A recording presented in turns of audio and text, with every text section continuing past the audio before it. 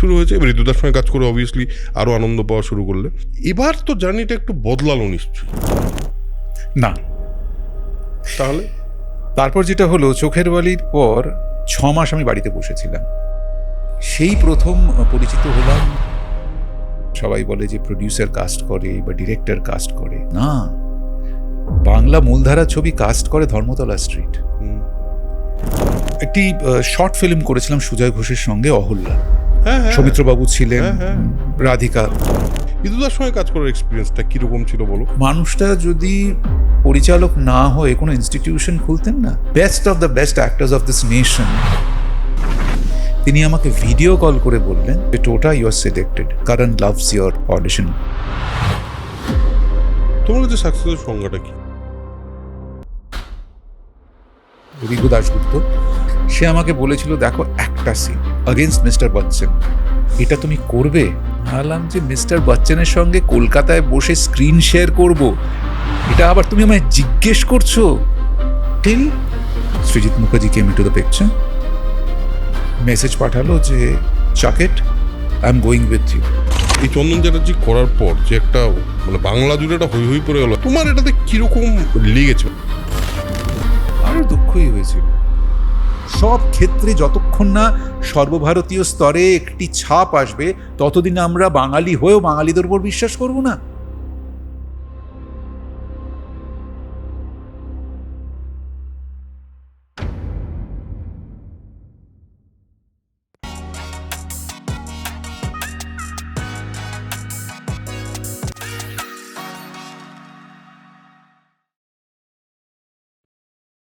So আজকে আমাদের সঙ্গে আছেন বহু প্রতীক্ষিত এবং বহু রিকোয়েস্টেড গেস্ট টোটা রয় চৌধুরী। ফাইনালি সোল কানেকশন পডকাস্টে সময় আমাদের ম্যাচ হয়েছে। একটা এপিসোডে অলরেডি আমরা কথা বলেছিলাম, বাট সেটা খুব স্পেসিফিক একটা বিষয় নিয়ে। তোমার সঙ্গে যে এই পডকাস্ট, এটা তো মানে অনেকদিন ধরে প্ল্যান করছিলাম। Welcome to soul connection podcast. Thank you for coming. কেমন আছো বলো? আমার তো খুবই, আমার ইনফ্যাক্ট তোমার পডকাস্টগুলো কয়েকটা এপিসোড দেখেছি, আমার বেশ ভালো লেগেছে, one of the better ones. Thank you. এবং তুমি যেভাবে গেস্টদের সঙ্গে ইন্টারঅ্যাক্ট করো, আমার খুবই ভালো লেগেছে।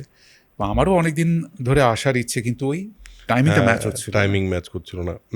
তুমি কেমন আছো বলো? এমনি দেখো, এমনি সময় আমি চেষ্টা করি সবসময় ভালো থাকার, কিন্তু এমন একটি ঘটনা ঘটে গেছে আমাদের ফ্রেটার্নিটিতে, সেইটা ভালো থাকার চেষ্টা করলেও না, মনের পেছনে বারবার ওটা ঘুরে ফিরে আসছে। আর এখন তো সোশ্যাল মিডিয়া খুললেই সেটা নিয়ে অনেক কথা, সেটা আরও মন খারাপ করে দিচ্ছে।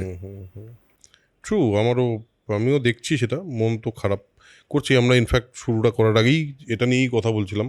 ইনফ্যাক্ট যে কোনো মানুষের সঙ্গে দেখা হলেই ফাইনালি হয়তো কোথাও না কোথাও এই কথাটা চলে আসে। ব্যাক অফ দ্য মাইন্ড ওটা না, ওটা বোধহয় একটুখানি মানে ওভারকাম করা একটু ডিফিকাল্ট হবে আমাদের সবার জন্যই। বেশ কয়েকদিন সময় লাগবে, বেশ কিছুদিন সময় লাগবে। কিন্তু ওই আর কি, মানে আমাদের তো এটাও সত্যি কথা, সেদিন আবিরের সঙ্গে কথা হচ্ছিল, আমি শ্মশানেই, ওর সঙ্গে কথা হচ্ছিল। আবির একটা জিনিস বলছিল যে দেখো, জীবন সবার আমাদের জানো তো আবার একই হয়ে যাবে, আমরা আস্তে আস্তে আস্তে আস্তে ব্যাপারটা থেকে সরে যাবো, কিন্তু যারা অ্যাকচুয়াল সাফারার, তার সবচেয়ে কাছের মানুষগুলো, তারা কিন্তু সারা জীবন এই কষ্টটা বয়ে বেড়াবে। একদম এটাই সবচেয়ে কষ্টের আর কি, এটাই সবচেয়ে প্যাথেটিক বলে আমার মনে হয়। এনিওয়েজ, জীবনে ওই আছে দুঃখ, আছে মৃত্যু, ফাইনালি ওই রবীন্দ্রনাথের কাছেই স্মরণ নিতে হয়। তোমার ছোটোবেলা কি কলকাতাতেই কেটেছে? হ্যাঁ, আমার 8 বছর বয়স পর্যন্ত আমি কলকাতাতেই ছিলাম। আমার জন্ম কলকাতাতেই, বড় হওয়া কলকাতাতেই। 8 বছর বয়সে মা আমাকে দেখলো যে বড্ড আদরে আদরে বাঁদর হয়ে যাচ্ছি, আমাকে প্যাক আপ করে পাঠিয়ে দিল একটি বোর্ডিং স্কুলে। আচ্ছা, হ্যাঁ, কাসিয়ংয়ে গোথহলস মেমোরিয়াল স্কুল। হ্যাঁ হ্যাঁ, ঠিক ঠিক। তো সেখানে পাঠিয়ে দেওয়া হলো। তো সেখানে তারপরের বেশ কয়েক বছর ওখানেই আমার বড় হওয়া, বেড়ে ওঠা। প্রথমে হয়নি, খুব দুঃখ হয়নি ওই মানে ওখানে গিয়ে? অভিমান প্রথমে, অসম্ভব দুঃখ, অসহায়তা, যে আমার যৌথ পরিবার ছিল, তো সেই যৌথ পরিবারের মধ্যে আমি তৃতীয় প্রজন্মের প্রথম সন্তান। বড় আদরে বড় হয়েছি এবং সে কারণে বাঁদরটা হচ্ছিলাম আর কি। সেখানে মানে সবার বৌদ্ধমণি, নয়নের মণি থেকে ওখানে সবার মধ্যে আমি একজন, ওইটা খুব অসহায় বোধ করেছিলাম সেই সময়। কত বয়স ছিল তোমার সেই সময়? 8। ও 8 বছর বয়সে তো সত্যি এটা ডিফিকাল্ট। হ্যাঁ, কিন্তু তারপর কি তোমার মানে ওই পুরো লাইফটা বা ওই একটা যে বোর্ডিং স্কুলের তো একটা নিজস্ব ডিসিপ্লিন আছে, একটা নিজস্ব লাইফ আছে, পড়াশোনার খুব মানে একদম পড়াশোনা মানে পড়াশোনা প্লাস মজাও নিশ্চয়ই আছে, তারপরের লাইফটাতে কি আস্তে আস্তে আস্তে আস্তে ব্যাপারটা বেশ ঠিক হয়ে গেছিল? হ্যাঁ, মানে একটা জিনিস যখন পেছনে ফিরে তাকাই, একটা জিনিস বলবো না, দুটো জিনিস উপলব্ধি করি। এক হচ্ছে মানুষ সে যত ছোটই হোক বা যত বড়ই হোক পরিস্থিতির সঙ্গে ঠিক মানিয়ে নেয়। আর দ্বিতীয় কথা হচ্ছে যে আমার জীবনে যতটা উন্নতি করেছি সেই বীজটা বপন হয়েছিল সেই 8 থেকে 16-17 বছর বয়সের মধ্যে। সেটা আমার ওই বোর্ডিং স্কুলে না গেলে হতো না। তোমার যে এখনো তোমার মধ্যে একটা ডিসিপ্লিন, সবাই জানে যে তুমি খুব ডিসিপ্লিন একটা লাইফ মেনটেন করার চেষ্টা করো, তুমি শরীরের প্রতি খুব যত্নবান, তুমি মার্শাল আর্টস এর তোমার একটা বা যখন তুমি যে কোনো ফাইট সিন করেছো বা তখন দেখে মনে হচ্ছে না হি নোজ ইট, তো এইটা কি এই ডিসিপ্লিনটা এখনও যে লাইফের ডিসিপ্লিনটা সেটাও কি ওখান থেকেই জেনারেট হওয়া? হ্যাঁ, ও আইরিশ মিশনারি স্কুল ছিল, সেখানে ঘড়ি ধরে সব কাজ হতো। সেইটা একদম রন্ধ্রে রন্ধ্রে বসে গেছে যে আমার কাছে ঘড়ি এবং সময় দুটো হচ্ছে ইট ইজ নন নেগোশিয়েবল। সেটা চেষ্টা করেছি। এখন দেখো, এখন এমন একটি পেশায় বা পেশার সঙ্গে যুক্ত, সেখানে সবার সঙ্গে মানে সবার সময় মানিয়ে কাজ করতে হয়, কিন্তু আমি তবুও চেষ্টা করি যে আমাকে যে সময়টা দেওয়া হয়েছে সেই সময় আমি পৌঁছবো। অনেক সময় দেখেছি তার জন্য আমাকে 8 ঘন্টা থেকে 3 ঘন্টা পর্যন্ত বসে থাকতে হয়েছে, কারণ কেউ আসেনি বা যাদের সঙ্গে কাজ করার কথা তারা দেরিতে এসে পৌঁছেছেন। কিন্তু আমি জানা সত্ত্বেও আমি ঠিক সময় মতো গিয়ে পৌঁছই। ঠিক আছে, আমি বসতে হলে হবে, আমি সময়কে অসম্মান করব না, কারণ সময়কে অসম্মান করলে সময় পরবর্তীকালে গিয়ে আমাকে অসম্মান করবে। আমরা এই যে সময়, মানুষ তো অনেকেই বলে যে সময় পায় না।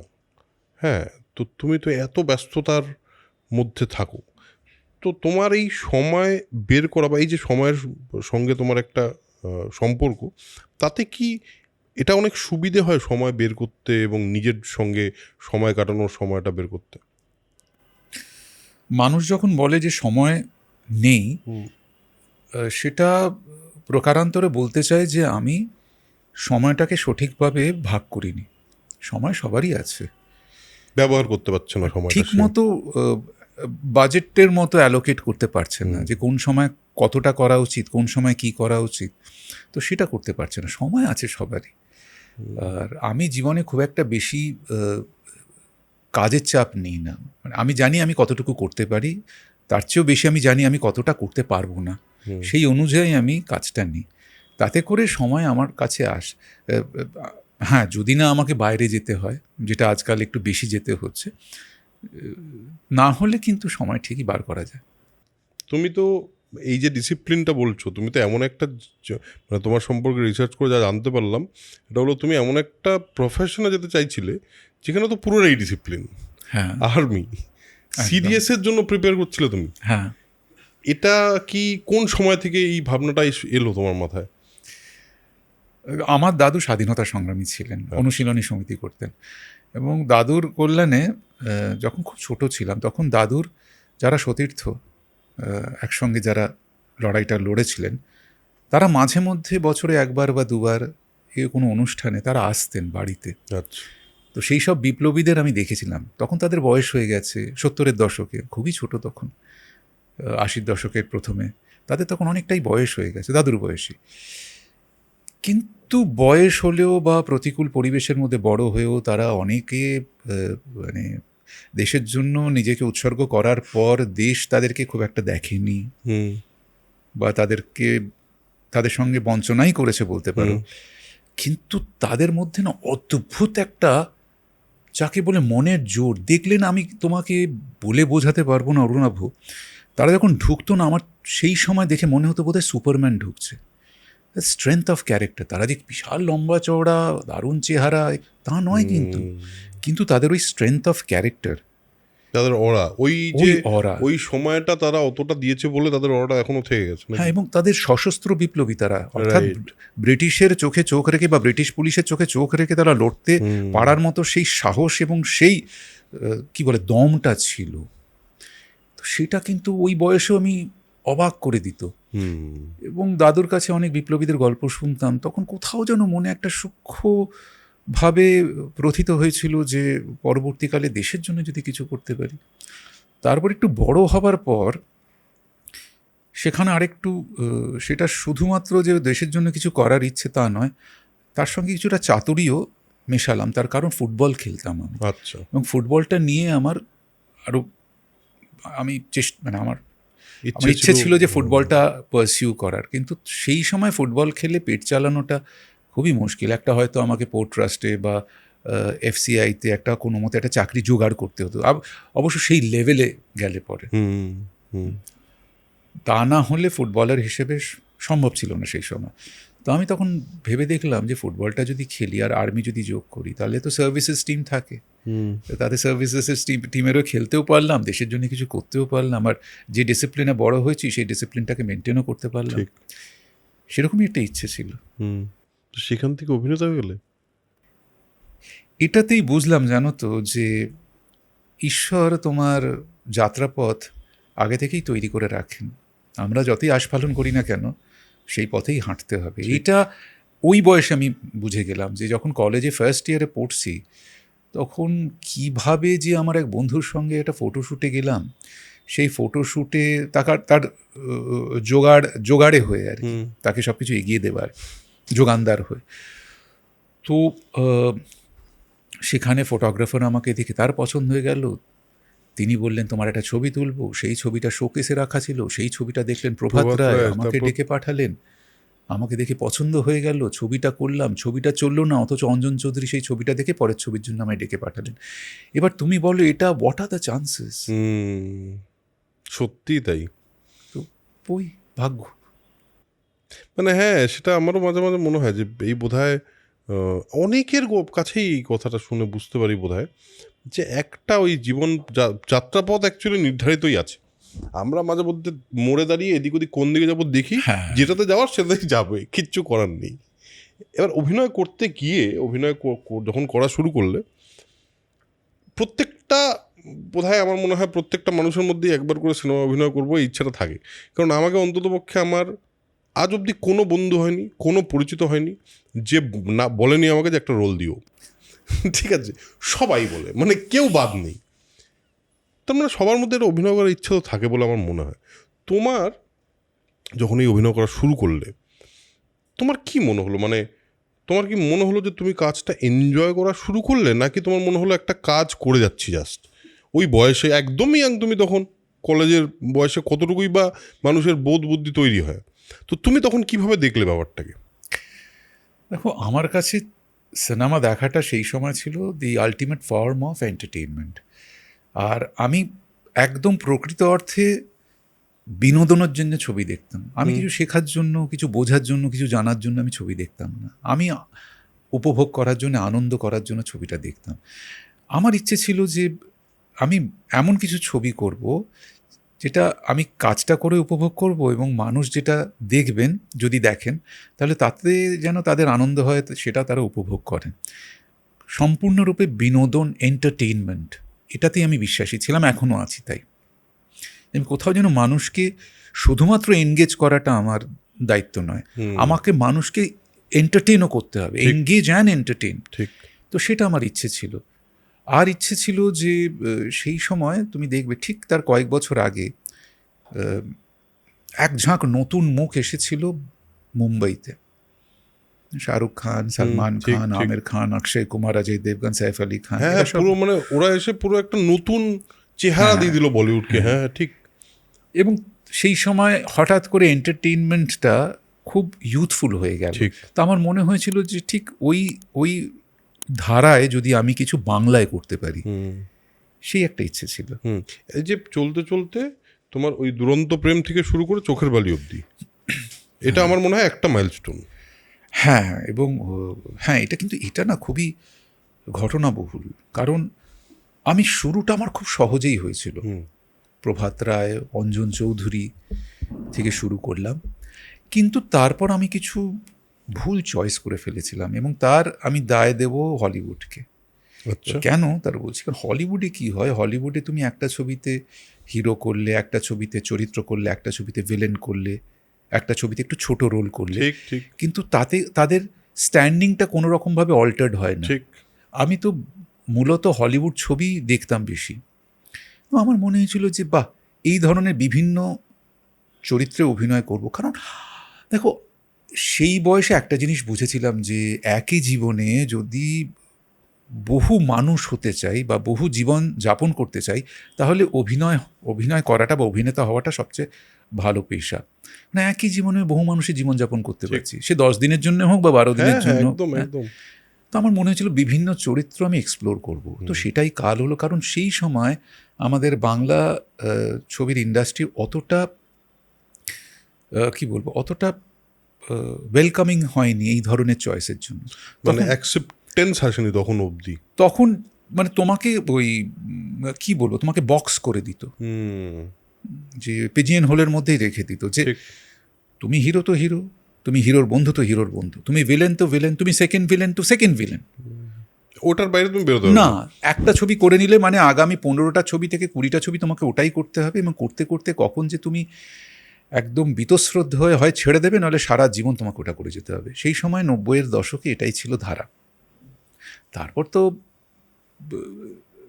অবশ্য তারপর ঋতুদা তো ছিলেনই, অন্যরাও এসে আস্তে আস্তে আস্তে আস্তে বদলাতে শুরু বদলাতে শুরু করলো। করলো। কিন্তু এখনো তুমি দেখো যে ইমেজ বাউন্ড কিন্তু আমরা প্রায় প্রত্যেকে। হ্যাঁ হ্যাঁ হ্যাঁ, একদম। এখনো যখন কাস্টিং হয়, দেখুন কাস্টিংটা আমরা মনে করি, এটা খুব মজার লাগে আমাকে যখন সবাই বলে যে প্রডিউসার কাস্ট করে বা ডিরেক্টর কাস্ট করে। না, বাংলা মূলধারা ছবি কাস্ট করে ধর্মতলা স্ট্রিট, হুম, যেখানে আমাদের ডিস্ট্রিবিউশন। ঠিক। তোমার একদম ঠিক। ডিস্ট্রিবিউশন, তোমার এক্সিবিশন এরা ঠিক করে। এরা বলে যে না, এর ছবি চলে, এর ছবি চলে না। এরা প্রথমেই ওখান থেকে বলে দিতে থাকে। এবার যদি আমার ডিরেক্টরের স্ট্রেংথ থাকে, সে বলবে যে না, আমার ওকেই লাগবে, এবং তার যদি কনভিকশন থাকে তাহলে হয়তো প্রডিউসারও রাজি হয়ে যাবেন। কিন্তু তাকে যদি বাজারের কথা শুনে চলতে হয়, তাহলে ধর্মতলা স্ট্রিটই ঠিক করে কে হিরো হবে কে হবে না। ঠিকই। আর সেই সময় তুমি যে এই যে চয়েসেসগুলো নিলে, তাতে তোমার মানে কি কি তাতে মেজর প্রবলেম তুমি আইডেন্টিফাই করলে যে কি হচ্ছে তোমার সঙ্গে? আমি ওই রকম একটা রোল করেছিলাম, নেগেটিভ রোল। তারপরের ছবিটা সুপার ডুপার হিট হয়। মনের মানুষ, সুজিত গুহর, বেশ। বোম্বাদা ছিল, ঋতু ছিল, এবং সেখানে আমি ভিলেনের রোল করেছিলাম, এবং ওটাই আমার কাল হলো। এরপর কেউ আর আমাকে হিরো হিসেবে নিতে চাইছে না, অথচ সেই সময় আমার হিরো হিসেবে একটা ছবি খুবই চলেছিল আজও পর্যন্ত। তারা বলেন যারা সেই সময়, যারা জন্মাননি। কোন ছবিটা? পূজা। ও হ্যাঁ, অঞ্জন চৌধুরীর ছবি পূজা। ওখানে রীনা চৌধুরী ছিল হিরোইন নাম ভূমিকায়, রঞ্জিত দা ছিলেন, হারাধন বাবু ছিলেন, মনোজ মিত্র ছিলেন, তো রীতা কয়রাল ছিলেন, আরও অনেকে ছিলেন, আমি ছিলাম। সেই ছবিটার আমি খুবই প্রশংসিত হই, এবং সেই ছবিটা থেকে আরও হিরো হবার সুযোগ হয়তো আসতো যদি না ওই ভিলেনটা করতাম। তো রং চয়েস, এবং তারপর কিন্তু আর কেউ হিরো দিল না, তখন ভিলেন। আর 2-3টে কাজ করা ততদিনে ঠিক করে নিয়েছি যে পেশাদার অভিনেতা হব, তো পেশা কাজ তো করতে হবে। করতে গিয়ে দেখলাম যে ভিলেনির কিছুই দেখানো নেই, অভিনয়ের কিছুই দেখানো নেই, শুধুমাত্র হিরোর পাঞ্চিং ব্যাগ। আমি না করবো না। তারপর টেলিভিশনে শিফট করলাম, টেলিভিশনে কাজ করে। আর সেই সময় টেলিভিশন ডিরেক্টর্স মিডিয়াম ছিল, হ্যাঁ হ্যাঁ হ্যাঁ, তখনও কিন্তু চ্যানেলস মিডিয়াম হয়নি। সুতরাং অনেক কিছু শিখেছিলাম সেই সময়। আমার প্রথম সিরিয়ালটা অফকোর্স প্রভাতদাই ছিলেন, আন্দোলন। ঋতু ছিল, আমার বেনুদা ছিল। তারপরে যেটা ডেইলি সোপ হলো, সেটা সীমারেখা বলে, সেটাতে প্রথমে উজ্জ্বলদা ছিলেন, তারপর বীরেশ চট্টোপাধ্যায় ছিলেন। তো বীরেশদার কাছে আমি অনেক কিছু শিখেছি।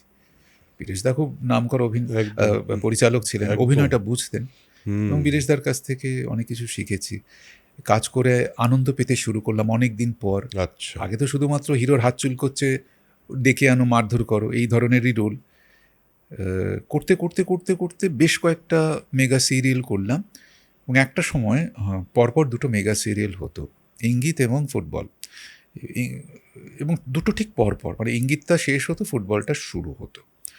তো একদিন পাকে চক্করে ইঙ্গিতে লাস্ট সিনটা আমার ছিল, ফুটবলের ফার্স্ট সিনটাও আমার ছিল। এবং ইঙ্গিতে একটি ইন্ডাস্ট্রিয়ালিস্ট বাড়ির ছোট ছেলে, সেখানে প্রায় বাংলা ইংরেজি মিলিয়েই আমার সংলাপ। আর ফুটবলে একটা নিম্ন মধ্যবিত্ত বাড়ির ছেলে, যার স্বপ্নই হচ্ছে যে ফুটবল খেলে একটা চাকরি পাবো, আমার মা এবং আমার বোনকে দেখতে হবে। এক কন্ট্রাস্ট, মানে অন্যই কন্ট্রাস্ট। হ্যাঁ, এবার কমপ্লিট। আমি খুবই এনজয় করেছিলাম ওই সময় দুটো কাজ করে। ধরো 3 দিন এটা করছি, 4 দিন এটা করছি, এই করে করে খুব ভালো। তো ঋতুদা সেই দিন টিভিটা খুলেছিলেন আচ্ছা, এবং লাস্ট সিনটাও দেখলেন, ফার্স্ট সিনটাও দেখলেন, দেখে বললেন যে আমার মনে হয় একে আমার ছবিতে একটা সুযোগ দেওয়া যেতে পারে। তারপর ডেকে পাঠালেন।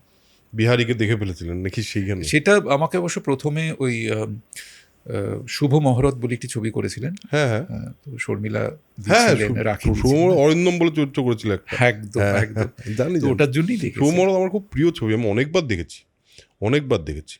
কিন্তু আমি বলছি, মানে যখন ঋতুপর্ণ ঘোষ দেখেন, তারপর নিশ্চয়ই মানে উনি অ্যাকচুয়ালি পেয়ে গেছিলেন যে কিছু একটা আছে এর মধ্যে। ঋতুদার সঙ্গে কাজ করার এক্সপিরিয়েন্সটা কীরকম ছিল বলো? মানে অবভিয়াসলি তার বাইরে যা কাজ করছিলে নিশ্চয়ই সম্পূর্ণ আলাদা একটা এক্সপিরিয়েন্স, সেটা তো একদম শিওর। সেটা কীরকম ছিল? আমার মাঝে মাঝে আফসোস হয় জানো, যে ঋতুদাকে আরও কয়েকদিন কেন পেলাম না। সত্যি তাই। শিক্ষাগুরু বলতে যা বোঝায়, ঋতুদা ঠিক তাই ছিলেন। মানুষটার কাছ থেকে যে কত কিছু শিখেছি, অভিনয়ের সূক্ষ্ম দিকগুলো এত প্রাঞ্জল ভাষায় বুঝিয়ে দিতে পারতেন যে দেখ এটা এরকমভাবে কর, এটা এরকমভাবে করিস না। এবং পরবর্তীকালে এটা এক্সপ্লেন করতেন, কেন তুই এইভাবে কথা বলবি, কেন বলবি না। ঠিক। এবং খুবই সহজ সরল ভাষা, এই নয় যে কোনো রকম ইন্টেলেকচুয়াল ব্যাপার, কোনো রকম বা এটা এক ধরনের শিক্ষা আছে না, যেন মানুষকে হেয় প্রতিপন্ন করা বা হীন প্রতিপন্ন করা, যে তুই কিছু জানিস না, হ্যাঁ শেখ আমার কাছ থেকে শেখ, হ্যাঁ এইটা আছে, এটা বুঝিস না, এটা দেখিস নি, মূর্খ কোথাকার, অশিক্ষিত কোথাকার। একদম ওটা নয়, হওয়ার কথা নয়। ঋতুদা যখন মানে খুব সিম্পল ভাবে বলতে, দেখ এটা করলি তো, বুঝতে পারছিস, তুই বুঝতে পারলি তো, এটা মানে মানুষটা যদি পরিচালক না হয়ে কোনো ইনস্টিটিউশন খুলতেন না, best of the best actors of this nation ওখান থেকে বেরোতো। এবং সেটা তো একটা মানে, তাহলে তারপরে তো চোখের বালিও একটা মানে প্রাইম, মানে অত ইম্পর্ট্যান্ট ক্যারেক্টার, ওরকম একটা ছবি তো সেটা, এবং মানে সেটাতে তোমার অভিনয়ের তো একটা বিরাট প্রশংসা হলো। মানে আমি মনে আছে আমি শিলিগুড়িতে পায়েল সিনেমা হল বলে সিনেমা হল ছিল, সেখানে চোখের বালি এসেছিল। আচ্ছা, চোখের বালি দেখতে গেছি আমরা বেশ বন্ধু বান্ধব মিলে, আমি সিনেমা দেখতে যেতামই, তো চোখের বালি দেখতে গেছি। চোখের বালি নিয়ে তখন বেশ চর্চা হয়েছে, ঐশ্বর্য রাই আছে, সব মিলিয়ে একটা মানে বড় স্কেলে মাউন্ট হয়েছিল না বিষয়টা। দেখতে গেছি, দেখে বেরোনোর পর কিন্তু আমাদের বন্ধুবান্ধবের মধ্যে তোমাকে নিয়ে বেশ কথাবার্তা হয়েছে। সেই কারণেই বললাম আমার এটা মনে আছে ওই সময়টা। তো তার মানে তোমার মানে একজন অভিনেতার তো আস্তে আস্তে অভিনেতা সত্তাটাও আস্তে আস্তে বেশি প্রকাশ পায়, বিশেষ করে হিরোদের ক্ষেত্রে। ধরো কমার্শিয়াল সিনেমাতে তো বিরাট অভিনয়ের জায়গা দেখানোর থাকে না, কিন্তু স্টিল আমার মনে হয় যে কমার্শিয়াল ছবিতে একটা হিরো হিসেবে পাঠ করা খুব কঠিন। মানে সেটা একটা অন্য স্কিল, বাট সেটা খুব কঠিন, কারণ ওই পুরো দায়িত্বটা নিজের কাঁধে নেওয়া, দ্যাটস অলসো ভেরি ডিফিকাল্ট বলে মনে হয়। আরেকটা কি জানো তো অরুণাভ, এইটা আমি বলতে চাই যে কমার্শিয়াল ছবি নিয়ে একটা উন্নাসিকতা দেখি অনেকের মধ্যে, যে ওখানে ওটা অভিনয় ভালো না বা অভিনয় করে না। আমি একটা জিনিস যারা বলে তাদেরকে চ্যালেঞ্জ করে বলতে পারি যে এই ধরনের ইমপ্রবাবল সিচুয়েশনটাকে বিলিভেবল করার জন্য যে ধরনের কনভিকশন লাগে, ঠিক সেটা একবার ক্যামেরার সামনে জেনারেট করে দেখা। সত্যি একবার দেখাক, একবার গোবিন্দা যে সংলাপটা বলছে সেটা একবার একদম উইথ কনভিকশন বলে দেখাক, যেটা চিরঞ্জিতদা বলছে, ওরে পাগলা মা হারালে মা পাওয়া যায়, বউ হারালে বউ পাওয়া যায়, মা হারালে মা পাওয়া যায় না, সেটা with conviction, with complete belief, যেটা আমি যখন বলছি সেটা দর্শক যেন উপলব্ধি করছে, দর্শক হাততালি দিচ্ছে, সেরকমভাবে বলে দেখাক তো একবার, রাইট, আমি বুঝবো তাহলে। একদম ঠিক। জানো তো অন্য ধারার ছবি, মানে খুব তোমাকে একটা ছোট্ট উদাহরণ দিই। ধরো এই টোনে যে কথা বলছি, এটা আমার কাছে খুব সহজ, তোমার পক্ষে বোঝাও সহজ। কিন্তু ধরো একটু লার্জার দ্যান লাইফ করছি, আমাকে চিৎকার করে কথা বলতে হচ্ছে, কিন্তু সাটেলিটি মেনটেন করতে হচ্ছে এবং বিলিভেবিলিটি মেনটেন করতে হচ্ছে। তুমি ভাবো তো কতটা কঠিন কাজ। তো সেটাই হচ্ছে কমার্শিয়াল সিনেমা। আমার তো একটা জিনিস সবসময় মনে হয়, আমি প্রথমে কমার্শিয়াল সিনেমাকে দেখি, বাংলা কমার্শিয়াল সিনেমা তো কোনো সিনেমাই না, এই ধারণাই ছিল আমার পডকাস্টে অন্ততপক্ষে 3-4 জনের সঙ্গে এই নিয়ে আমার কথাও হয়েছে। তারপর না একটা জিনিস রিয়েলাইজ করেছি, যখন অ্যাকচুয়ালি সিনেমার মানে ধরো একটা রাস্তা দিয়ে হাঁটছিলাম, হঠাৎ করে একই ভুল রাস্তায় চলে এসেছি বলে যখন সঠিক রাস্তাটার দূরে দেখতে পেলাম রাস্তাটা আছে, তখন বুঝলাম ও আচ্ছা মানে তাহলে তো আমার যে ছোটোবেলায় গোবিন্দাকে এত ভালো লাগতো বা শাহরুখ খানকে এত ভালো লাগতো, দ্যাট ইজ ফাইন, মানে সেটা খুব দরকার ছিল ওই এন্টারটেনমেন্টটা আমার। তুমি যেটা বলছিলে বিনোদনের জন্য, দেখো এই বিনোদনটা আজকে বলো হিন্দি বা বাংলা কমার্শিয়াল সিনেমা যে বিনোদনটা এক সময় দিয়েছে, আজকে দেখলেও দুলারাজ আমি আজকেও মাঝে মাঝে দেখি, এমনি বসে বসে দেখি, মাঝে মাঝে হাসিনা মান জায়গি দেখি। এবার কিছু মানুষের আমি দেখেছি বাংলার ক্ষেত্রে বিশেষ করে, আজকেও শুনি আমি, আজকেও এই রকম সময়েও ধরো আমার কোনো অডিয়েন্স আমার সঙ্গে ইনস্টাগ্রামে কথা বলছে বা কোনোভাবে নাম্বার পেয়ে আমার সঙ্গে কথা বলছে, আমার সাবস্ক্রাইবার্স, তাদের মধ্যে অনেকে দেখি আপনার এখানে যে কথাবার্তাটা হয় না সেটা খুব অন্যরকম হয়। আমি বললাম না, কিন্তু অ্যাকচুয়ালি কিন্তু এটা কথা, অ্যাকচুয়ালি এটা নর্মাল কথা। হ্যাঁ, আমি যেখান থেকে আমার ভাবনাটা হয়তো আরও 5টা মানুষের মতো হবে না, কারণ আমি একজন ইন্ডিভিজুয়াল, আমার নিজের এক্সপিরিয়েন্সটা ওটাই বলে। কিন্তু তাদের মধ্যেও দেখি কমার্শিয়াল সিনেমা কে দেখে, অন্য ধারার সিনেমা হচ্ছে না। এটা তুমিও তো দেখেছো নিশ্চয়ই বহুবার, বহু বছর ধরে। আমাদের বাঙালিদের মধ্যে না, প্লিজ কিছু মনে করবেন না, আমি নিজে বাঙালি এবং অসম্ভব বাঙালি প্রীতি আমার, ইনফ্যাক্ট প্রাদেশিকতার মাত্রায় চলে যাই আমি, কিন্তু তবুও বলছি আমাদের বাঙালিদের মধ্যে এক ধরনের সিউডো ইন্টেলেকচুয়ালিজম আছে। ঠিক, আমরা হয়তো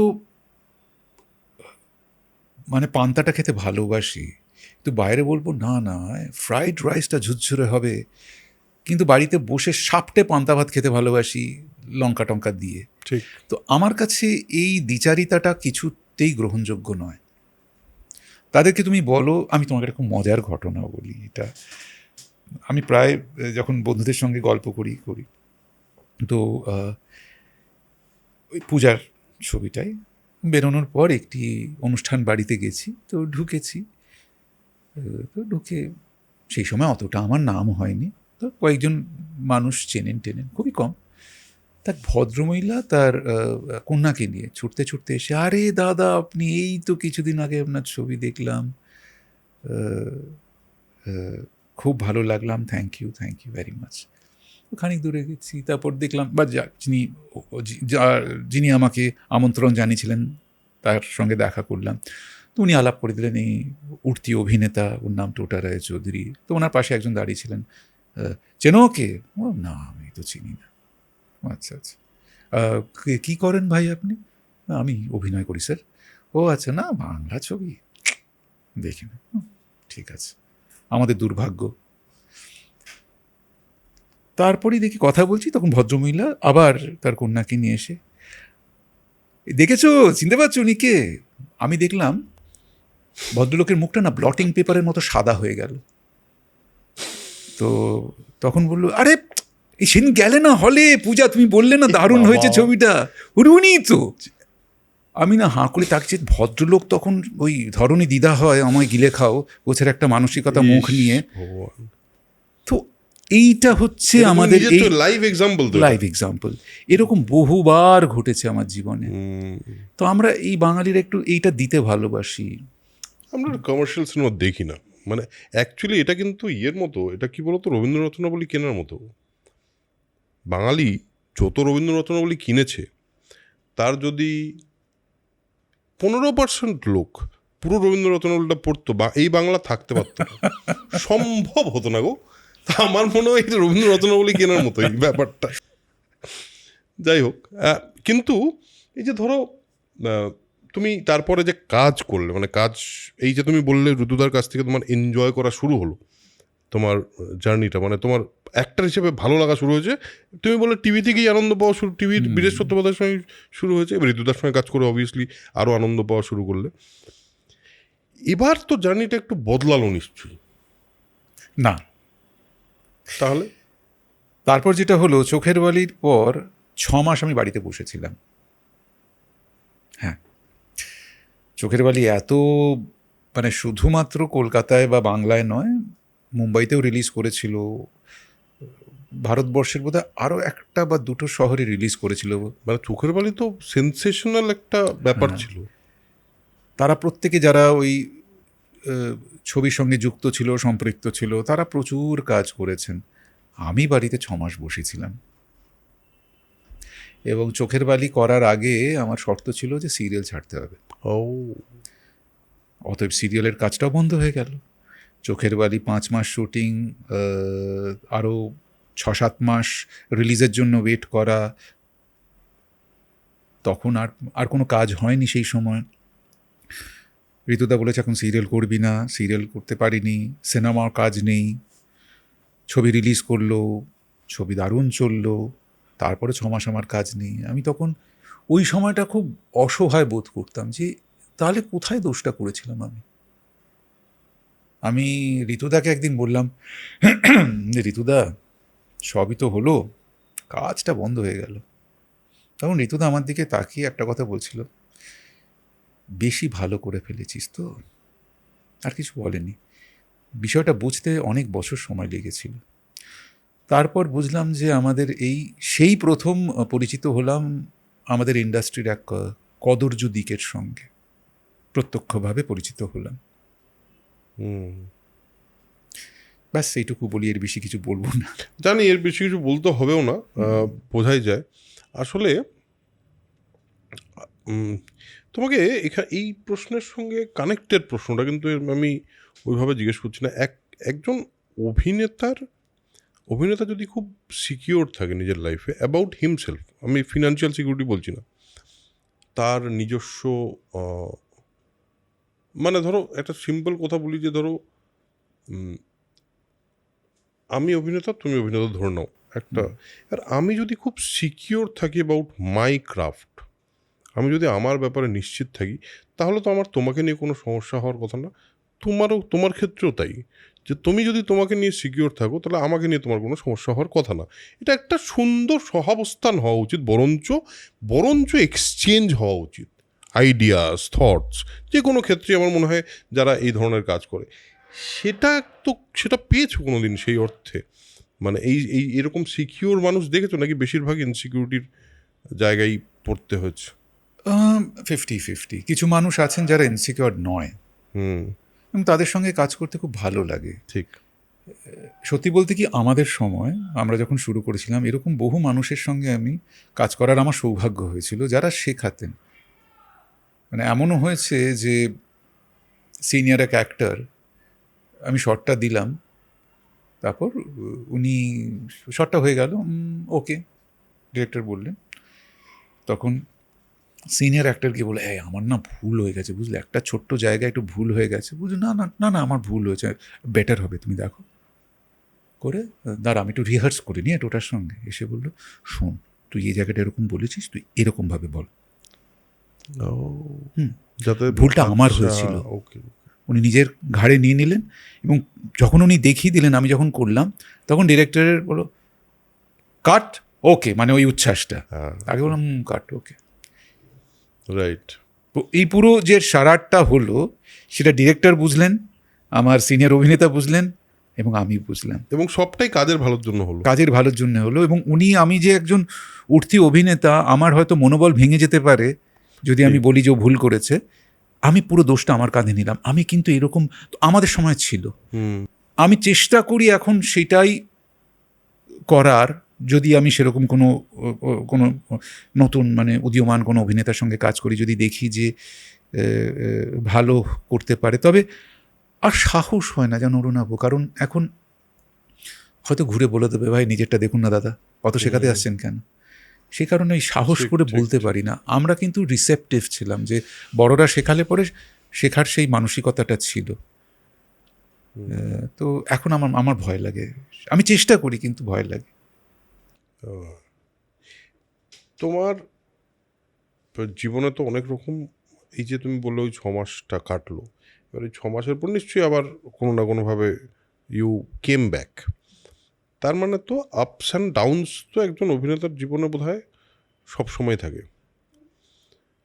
এই যে একটা দুরকমের কনফ্লিক্ট, একটা হলো যদি আমি সিরিয়াস অভিনেতা হই তাহলে আমি অভিনেতা হিসেবে কোথাও আমার ক্রাফটের প্রতি ডিসঅনেস্ট হয়ে যাচ্ছি না তো, কোথাও আমি ঠিক করে কাজ করছি তো, কোথাও আমি নিজের মধ্যে আচ্ছা আমার চিন্তা ভাবনাটা ঠিক আছে তো, আমি অভিনয়টাকে কীভাবে দেখছি, এইটা একটা স্ট্রাগল সারা জীবন অভিনেতার চলবে। তার সঙ্গে তো মানে পৃথিবীর স্ট্রাগল, মানে ওয়ার্ল্ডলি জিনিসপত্র, টাকা পয়সা এবং ইত্যাদি ইত্যাদি, এই দুটো স্ট্রাগল তো একসাথে নিশ্চয়ই একজন অভিনেতার চলে। এই সময়টা তো তুমি নিশ্চয়ই এই সময়গুলো পার করেছো আপস অ্যান্ড ডাউনসের মধ্যে দিয়ে, সেই সময়টা কীভাবে নিজেকে মোটিভেটেড রাখতে?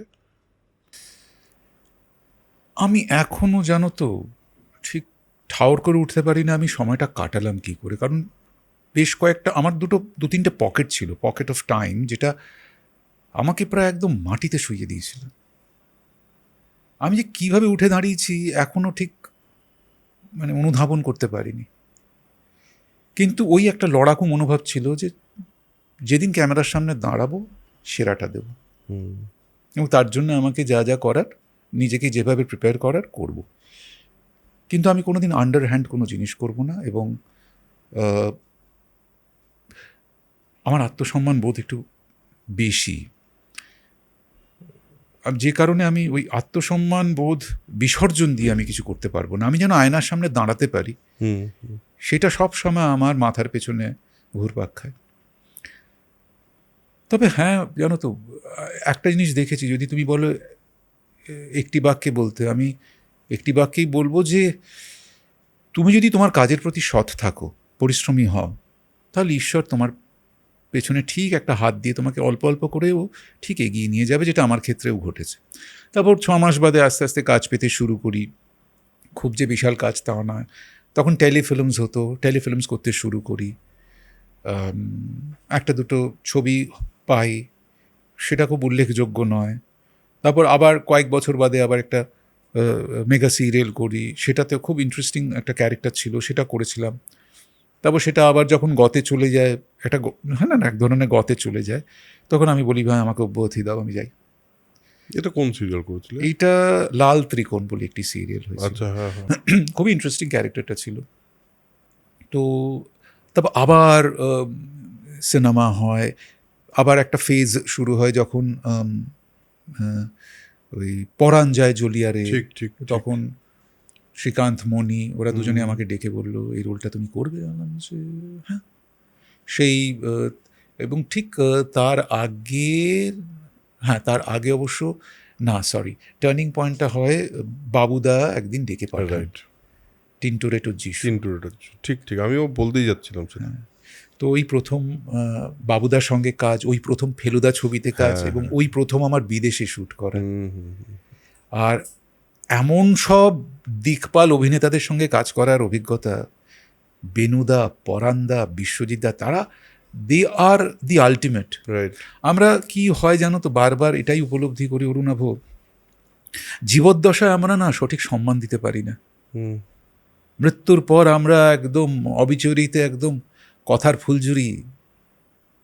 কিন্তু এই মানুষগুলো যে কত ভালো অভিনেতা, কত বড় অভিনেতা, এটা কি উপলব্ধি করার জন্য তাদের মৃত্যু পর্যন্ত আমাদের অপেক্ষা করতে হবে? এইটা কিছুতেই আমি বুঝে উঠতে পারি না। আমি বেনুদার কাছ থেকে কত কিছু শিখেছি, পরান্দাকে দেখে আমার মনে হয় এনসাইক্লোপিডিয়া অফ অ্যাক্টিং। বিশ্বজিৎদাকে তুমি, বিশ্বজিৎ চক্রবর্তীকে তুমি যে জায়গায় ফেলে দাও, সিনেমা বলো, সিরিয়াল বলো, টেলিফিল্ম বলো, সে তার ছাপ ছেড়ে যাবেই। তো আমি এদের সঙ্গে কাজ করার সৌভাগ্য হয়েছিল। বিভুদা ছিল, পরম ছিল, ভাস্কর ছিল, প্রচুর প্রচুর, শিলাদা ছিল, শিলাজিৎ। তো খুব আনন্দ করে কাজ করেছিলাম, সেই কাজটা খুব খুব উপভোগ করেছিলাম। তারপরে আবার এই পরাণ যায় জুলিয়ারে এই বাইরের ফেজটা শুরু হলো, তারপর কয়েকটা করলাম দেবের সঙ্গে, তিনটে ছবি হলো, পরাণ যায় জুলিয়ারে, তারপর পাগলু 2 এবং বলো না তুমি আমার, এই 3টে ছবি করলাম। আবার তখন একটা এখানে আকাশ নীল বলে একটা, রোহিত সেন না? হ্যাঁ রোহিত সেন না নামটা, ক্যারেক্টারটা না রমিত সেন, রাইট রাইট। তো ওটাও খুব আইকনিক একটি চরিত্র, বিরাট পপুলার চরিত্র কিন্তু। তো ওই সময় আবার একটা খুব ভালো ফেজ শুরু হলো। তারপর যেটা হলো আমার জীবনের সবচেয়ে খারাপ ফেজ, এই 7 বছর একটা 7.5 গোছের একটি, না আমার 7.5 ছিল না, কিন্তু আমি বলি সাথী, শুধু 7.5 না, ওই সাথী আমার সাথী হয়ে 7 বছর আমার সঙ্গে ছিল। আচ্ছা। তো ওই 2012 পর থেকে 13, 14, 15, 16, 17, 18, 19 এই 7 বছর মানে একদম মাটিতে মিশিয়ে দিয়েছিল। আমি লড়াকু ছেলে, কিন্তু মানে প্রায় বলে না একটার পর একটা পাঞ্চ খেতে খেতে খেতে খেতে খেতে খেতে নক আউট হইনি, কিন্তু আমি রিংয়ের দড়ি ধরে কোনো মতে দাঁড়িয়ে আছি যে কখন রাউন্ডটা শেষ হবে, কখন রাউন্ডটা শেষ হবে। ঝরঝর করে রক্ত পড়ছে, কিন্তু নামবো না, সেই অদম্য জেদ, আমি পড়বো না, আমি নক আউট হব না, সেই জেদ নিয়ে দড়ি ধরে দাঁড়িয়ে আছি। তারপর এলো Srijit Mukherjee, out of the blue, কিন্তু তার মধ্যে যেন তো আমার হিন্দি ছবির কাজ শুরু হয়ে গেছে। একটি শর্ট ফিল্ম করেছিলাম সুজয় ঘোষের সঙ্গে, অহল্যা, সৌমিত্রবাবু ছিলেন, রাধিকা, মানে অহল্যা তো প্রচন্ড পপুলার একটা কাজ। হ্যাঁ, মানে সেই সময় ভাইরাল হয়েছিল, যে সময় ভাইরাল শব্দটাও একদম একদম ঠিক, যার আবিষ্কৃত হয়। আর ইউটিউবে শর্ট ফিল্ম রিলিজ করা যায় এরকম প্রোডাকশন লেভেলে, এটাও প্রথমবার হয়েছিল অহল্যাতে। হ্যাঁ, তো ওটা দেখার পর মুম্বাইয়ের দরজা খুলে যায়। ঠিক।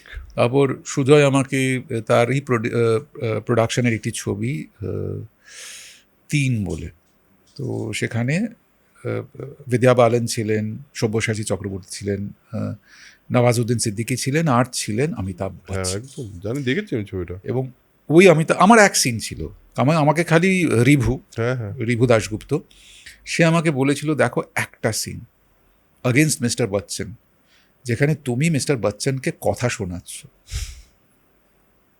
এটা তুমি করবে, একটাই সিন কিন্তু। ভাবলাম যে মিস্টার বচ্চনের সঙ্গে কলকাতায় বসে স্ক্রিন শেয়ার করব, এটা আবার তুমি আমায় জিজ্ঞেস করছো? সত্যি তাই? অবশ্যই করব। তো করেছিলাম সেইটা, সামহাউ ওই একটাই সিন ছিল। তো মুম্বাইতে অনেকে ওই ছবিটা দেখেছিলেন। আমার কনফিডেন্সটা, মানে আমার যে কনফিডেন্স ছিল মিস্টার বচ্চনের সামনে দাঁড়িয়ে ডায়লগ বলা, সেটা অনেকেই অ্যাপ্রিসিয়েট করেছিলেন।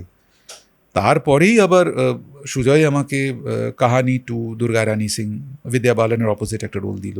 মাধুর ভান্ডারকর আমায় ডেকে পাঠালেন ইন্দু সরকারের জন্য, প্রদীপ সরকার আমায় ডেকে পাঠালেন হেলিকপ্টার ইলার জন্য। তো পরপর করছি, কিন্তু বাংলা তখন ডোর শাট।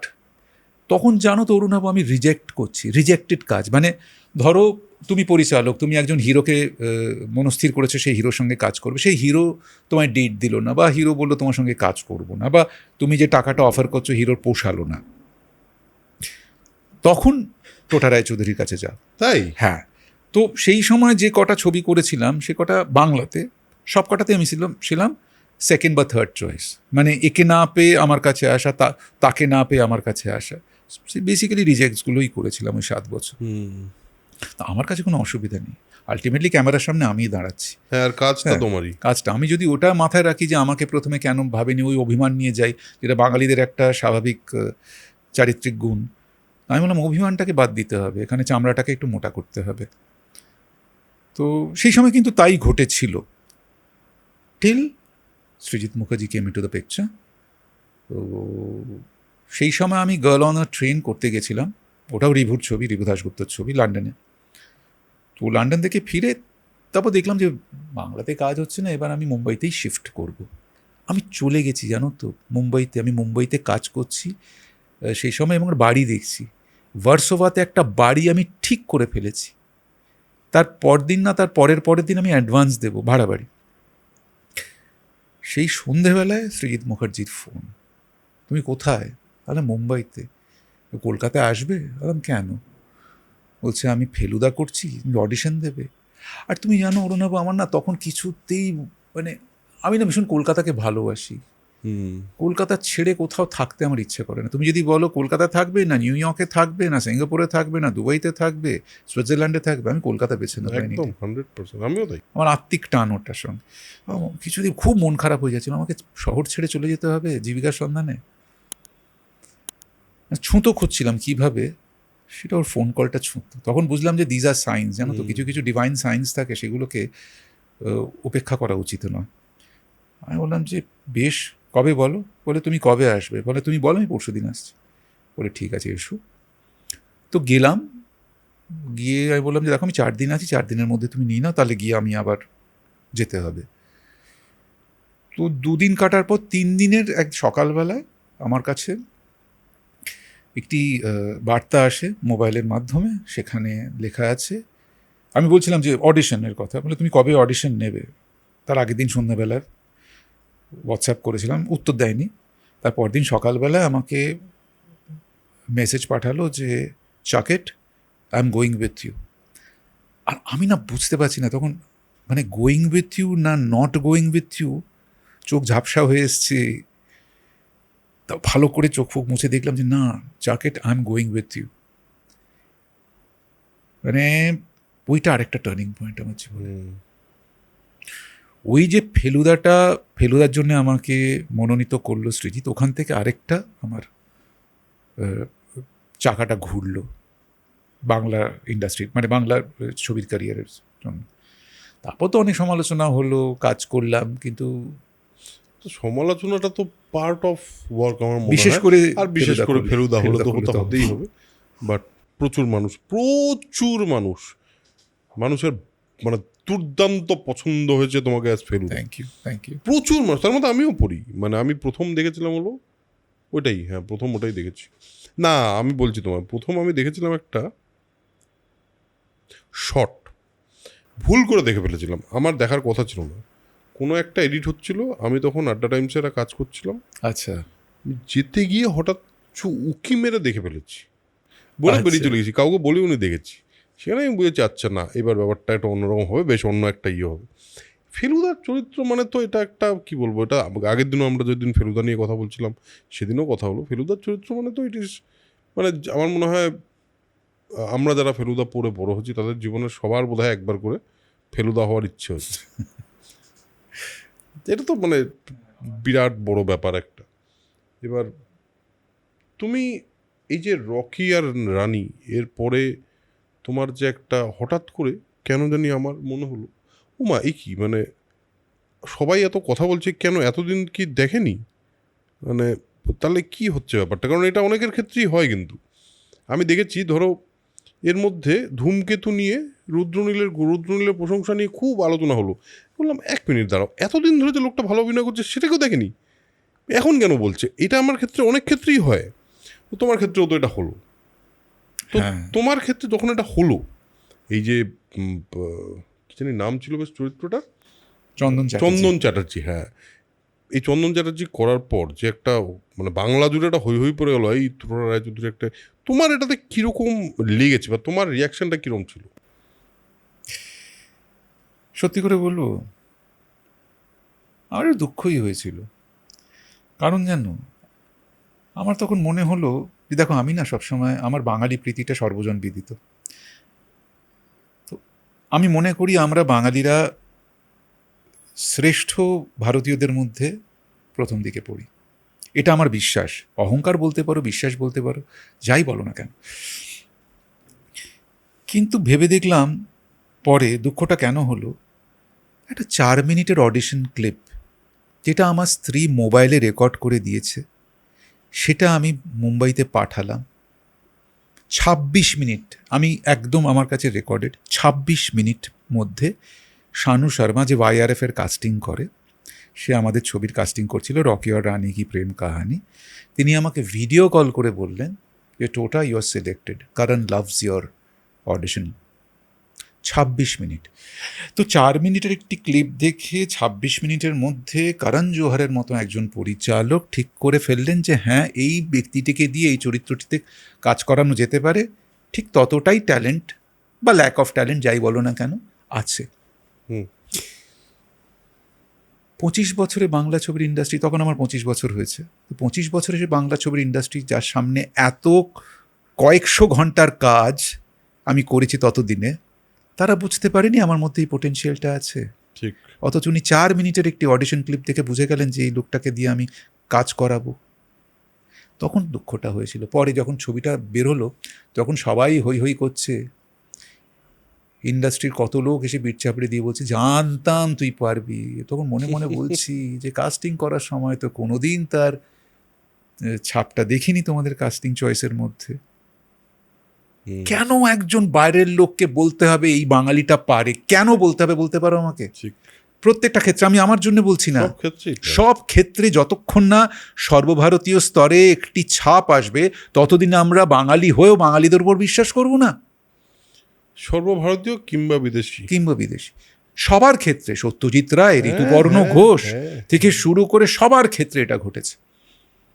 আমরা কবে বাঙালিরা উপলব্ধি করব যে আমাদের মধ্যে পর্যাপ্ত প্রতিভাধর আছেন এবং তাদের দিয়ে কাজ করানো যেতে পারে? ঠিক। যদি আমাদের কনফিডেন্স থাকে নিজেদের উপর। হ্যাঁ, নিজেদের উপর বিশ্বাসটা খুব জরুরি। যে আমি আজকে দেখো মানে কি বলতো, প্রচুর আমারও মানে আমার হয়ে গেল 16 বছর, এখনো তো বিরাট কিছু করে উঠতে পারিনি, বাট কোথাও একটা গিয়ে মনে হয় যে এই যে নিজের উপর বিশ্বাসটা, একটা মানুষ একটা যেই কনভিকশনটার কথা তুমি কমার্শিয়াল ছবির ক্ষেত্রে বলছিলে, ওই কনভিকশনটা দিয়ে একটা কাজ করা, এটা না আমি মানে খুবই খারাপ লাগে বলতে, বাট খুব কম দেখি আজকাল ওই কনভিকশন। মানে যারা বড় বড় পরিচালক তারা হয়তো করেন, আমি তো তাদের মানে তাদের তো কাজ দেখে হয়তো মনে হয়, কিন্তু অনেক ক্ষেত্রে দেখি এমন লোকজন যারা না কাজটা করার জন্য কাজটা করছেন, তাদের কোনো কনভিকশন দেখতে পাই না। আমার চিন্তাধারাটা একটু ভিন্ন। আমার সবসময় মনে হয় আমি একটা ছাপ ছেড়ে গেলাম রে, এটা খুঁড়ে বার করবে 10 বছর পরে। আর আজকের এই অনলাইনের দুনিয়ায় কোনো কিছুই অধরা থাকে না, কোনো কিছু লুক্কায়িত থাকে না। ঠিক।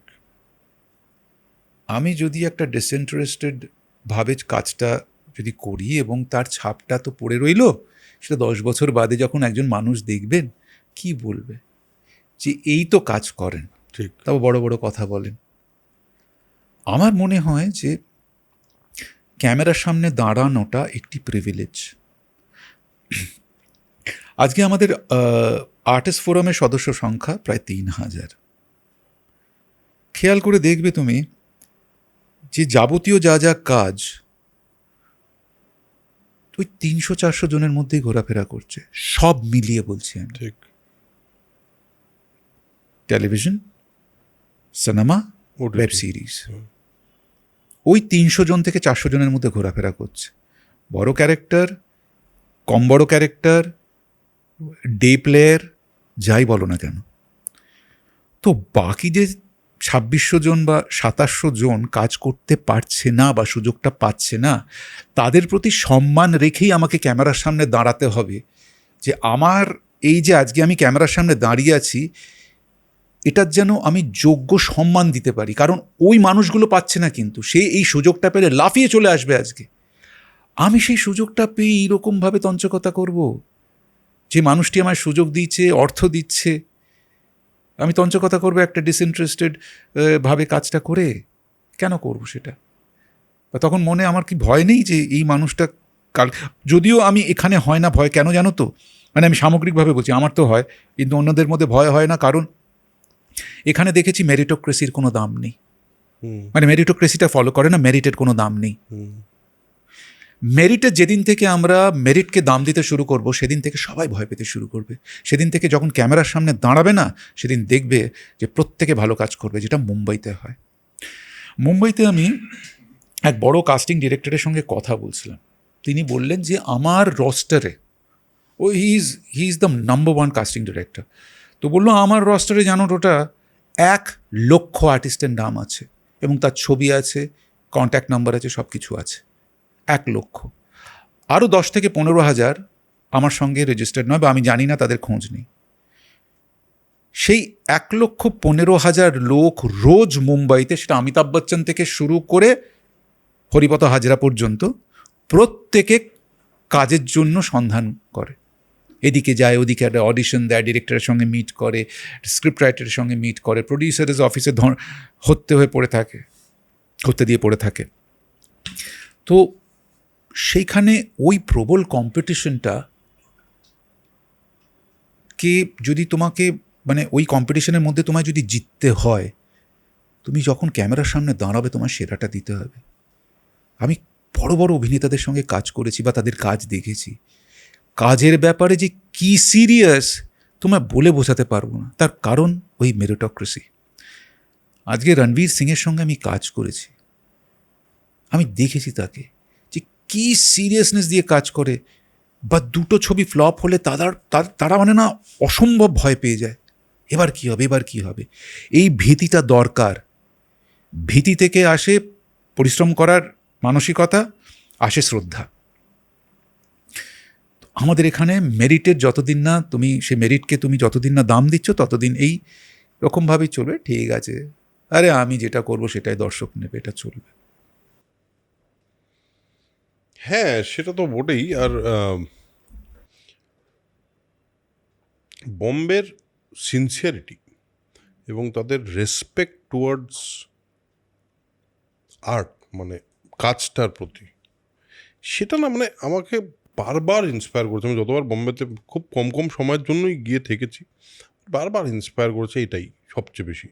এবং সেখানেই আমার মনে হচ্ছে যে ও আচ্ছা, তাহলে আমি যেভাবে ভাবছিলাম সেটা তো ঠিক হচ্ছে না। এতটা সিরিয়াস তো আমি না, একদম ছোটোবেলা আমি যখন বম্বে গেছি, এতটা সিরিয়াস তো না, এতটা প্যাশন তো আমি নিজের মধ্যে দেখতে পাই না।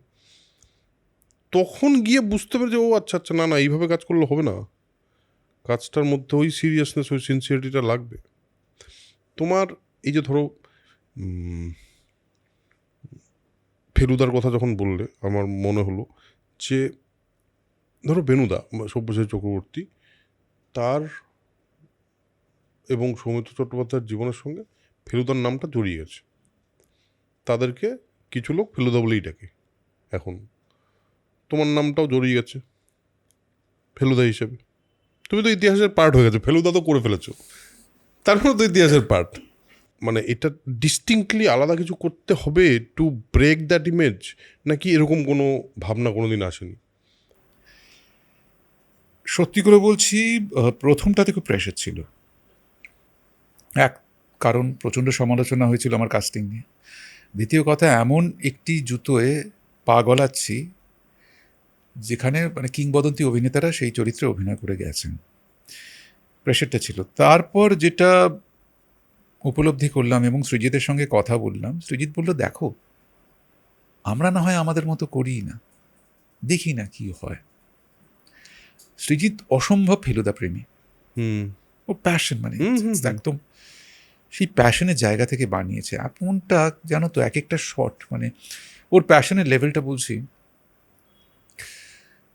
ভূস্বর্গ ভয়ঙ্কর একটি সিন আছে যেখানে ফেলুদা একজনকে ফলো করে যেখানে একটা কাশ্মীরি ফোক নৃত্য হচ্ছে, সেখানে সে দাঁড়ায় এবং একটা জায়গায় এরকম করে গিয়ে ওই লোকটাকে দেখতে দেখতে একটা এরকম করে দেশলাই জ্বালিয়ে আমাকে বলেছিল যে না, লাইটার না, ফেলুদা লাইটার ব্যবহার করবে না, দেশলাই ব্যবহার করবে।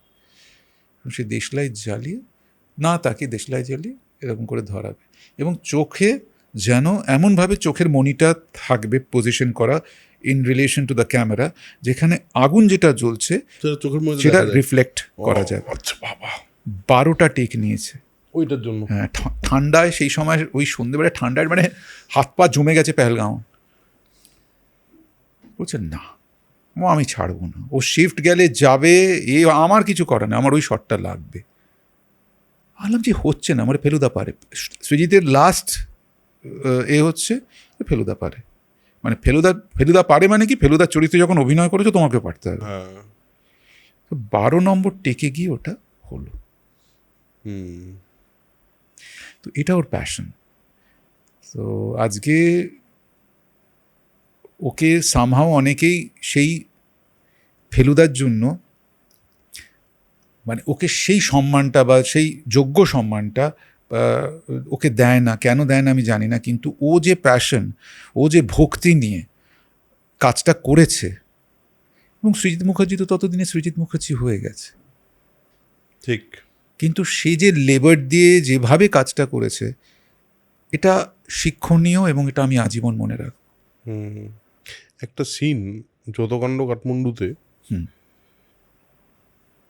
যে সিনটাতে হয় আমি এর বদলা নেব, হুম। ওই একটা হুম। ইয়ের মধ্যে হুম। এই প্রদীপের আলো, আমার মনে হচ্ছে, আমি বাড়াবাড়ি করছি না, বাট আমার মনে হচ্ছে তিনজনের বা ফেলুদা জটায়ুর যে সম্পর্কের ডায়নামিক্স, তাদের মধ্যে যে ইমোশনাল একটা জায়গা আছে, ফেলুদা যে অ্যাকচুয়ালি জটায়ুকে সত্যি সত্যি অতটা ইমোশনালি দেখে, আমি এর আগে কোনোদিন ফেলুদাতে দেখিনি, পড়ার সময় পেয়েছি।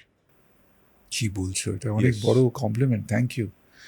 আমি ওই সিনটা দেখে না, আমার সত্যি বলছি, আমার গায়ে কাটা দিয়ে দিয়েছে। আমি সৃজিতদাকেও বলেছি এটা। ওটা আমাদের মানে আমাদের বলবো না, সৃজিতের ট্রিবিউট। হয় আমি এর বদলা নেব, নয় গোয়েন্দাগিরি ছেড়ে দেবো, এটাও ট্রিবিউট। হ্যাঁ, রাইট। এবং কপাল গুনে ওই কাল ভৈরবের মূর্তির সামনে সন্ধ্যের দিকে প্রদীপগুলো জ্বালে, সেখানে আমাকে দাঁড় করিয়ে, বাবারে বাছারে প্লিজ আমাকে একটু শটটা নিতে দিন sir, please sir, please sir করে সবাইকে সরিয়ে টরিয়ে আমরা ওটা করেছি। কিভাবে যে করেছি আমরাই জানি, কিন্তু কি সিনটা দাঁড়িয়েছে গো। সেটাই জানো তো, এই যে তুমি বললে না, সেটাই বলি যে এই যে আমরা এই যে ছাপগুলো ছেড়ে যাব, এই যে শটগুলো রেখে যাব, 10 বছর পর যেন লোকে বলতে পারে দারুণ করেছো, আর এটা যেন বলতে না পারে যে কি আর রাখো, কি করেছে। সেই কারণে আমি বলি যে যখন ক্যামেরার সামনে দাঁড়ানো সুযোগ পাওয়া যায়, সেটা যেন পূর্ণ সদ্ব্যবহার করা হয়। বাট কথা হতে হতে আমাদের অ্যাকচুয়ালি অফলাইনে কথা হচ্ছিল যে একটা পরিচালক অনেক ক্ষেত্রে সেকেন্ড সিজনের ক্ষেত্রে দেখবে, বেশিরভাগ সেকেন্ড সিজন মানে এক্সপেকটেশনের মতো হয় না, এই আগের সিজনটা বেটার ছিল এরকম অনেকেই বলে। খুব কম ক্ষেত্রে জেনারেলি এটা অন্যরকম হয়, কিন্তু যেমন ফ্যামিলি ম্যানের ক্ষেত্রে সিজন 2 ওয়াজ বেটার, বাট মানে সিজন 3-তে লোকের ভালো লেগেছে, বাট কিছু ওপিনিয়ন আছে। তোমার কি মনে হয় একটু বেশি প্রেশার নিয়ে ফেলে না ক্রিয়েটাররা, যে এর পরে একটা বিরাট কিছু করতে হবে? দেখো, মেকানিজমটা এরকমভাবে হয় যে প্রেশারটা না মার্কেট প্রেশার। ধরো তোমাকে 100 টাকা দিল প্রথম সিজনটা বানানোর জন্য, তুমি বানালে, জনপ্রিয় হলো। এবার কিন্তু মার্কেট বলছে বাহ দারুণ বানিয়েছো, তোমাকে আমি 200 টাকা দিচ্ছি, একদম দ্বিগুণ। এবার ওই যে 200 টাকা তোমায় দিয়ে দিল, অটোমেটিক্যালি কিন্তু তোমার প্রেশারটা বিল্ড আপ হয়ে গেল যে আমাকে তাহলে ডাবল কিছু করতে হবে, 200 টাকার মতো কিছু বানাতে হবে। আমার মাঝে মাঝে মনে হয় এই প্রেশারটার বদলে যদি আমি বলি যে দরকার নেই, আমি 75-এ ফেলে দেবো, আমি একটু ছোট করে করব, আমি আর একটু ইন্টিমেটলি করব, এটাও তো একটা দিক ভাবার। ঠিক ঠিক, যে সবসময় আমাকে পরেরটা বড় করতে হবে কেন, পরেরটা ছোট তো করতে পারি, দেখি না কি হয়। ফর এক্সাম্পল, আমি যদি ফেলুদার বলি, ফেলুদাকে আমাদের প্রত্যেকবারে একটা, ধরো বাইরে নিয়ে যেতে হচ্ছে, দর্শকের এখন চোখ এমন তৈরি হয়ে গেছে পরপর ফেলুদা মানে ভ্রমণ কাহিনী গোছের হয়ে গেছে, আমাদের সেই জায়গাটা দেখাতে হয়। এবং আমাদের সত্যি কথা বলতে কি, এটা অনেক সময় অসাধ্য সাধন হয়ে যায়। যে আজকে যখন আমরা কাশ্মীরে গিয়ে শ্যুট করছি, কাশ্মীরে কাঁধে ক্যামেরা মানেই তোমার পকেটে প্রচুর পয়সা, এটাই মানসিকতা মানুষের।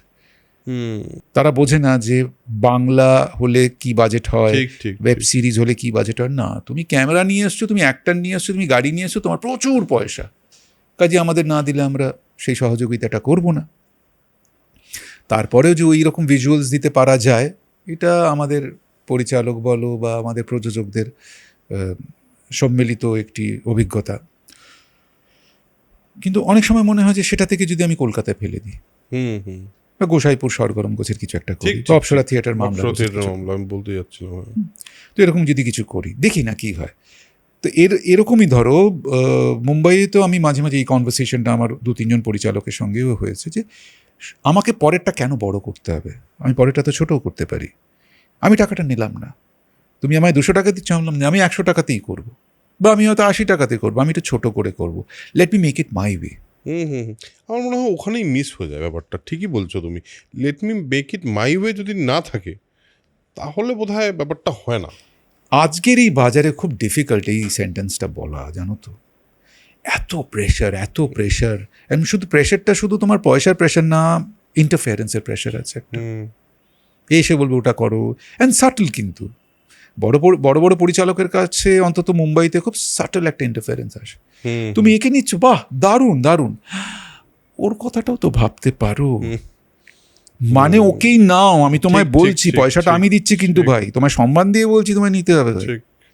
এটাই, এই প্রেশারটাও থাকে। এই প্রেশারটা থাকে আসলে, মানে থাকেই, এটা থাকবেই বোধহয়, আমার মনে হয় বেশিরভাগ ক্ষেত্রেই বাজার অর্থনীতির ক্ষেত্রে সব জায়গায় থাকবে এটা। থাকবেই, যেহেতু সিনেমার সঙ্গে এতটা অর্থনীতি জড়িয়ে আছে, জড়িয়ে আছে।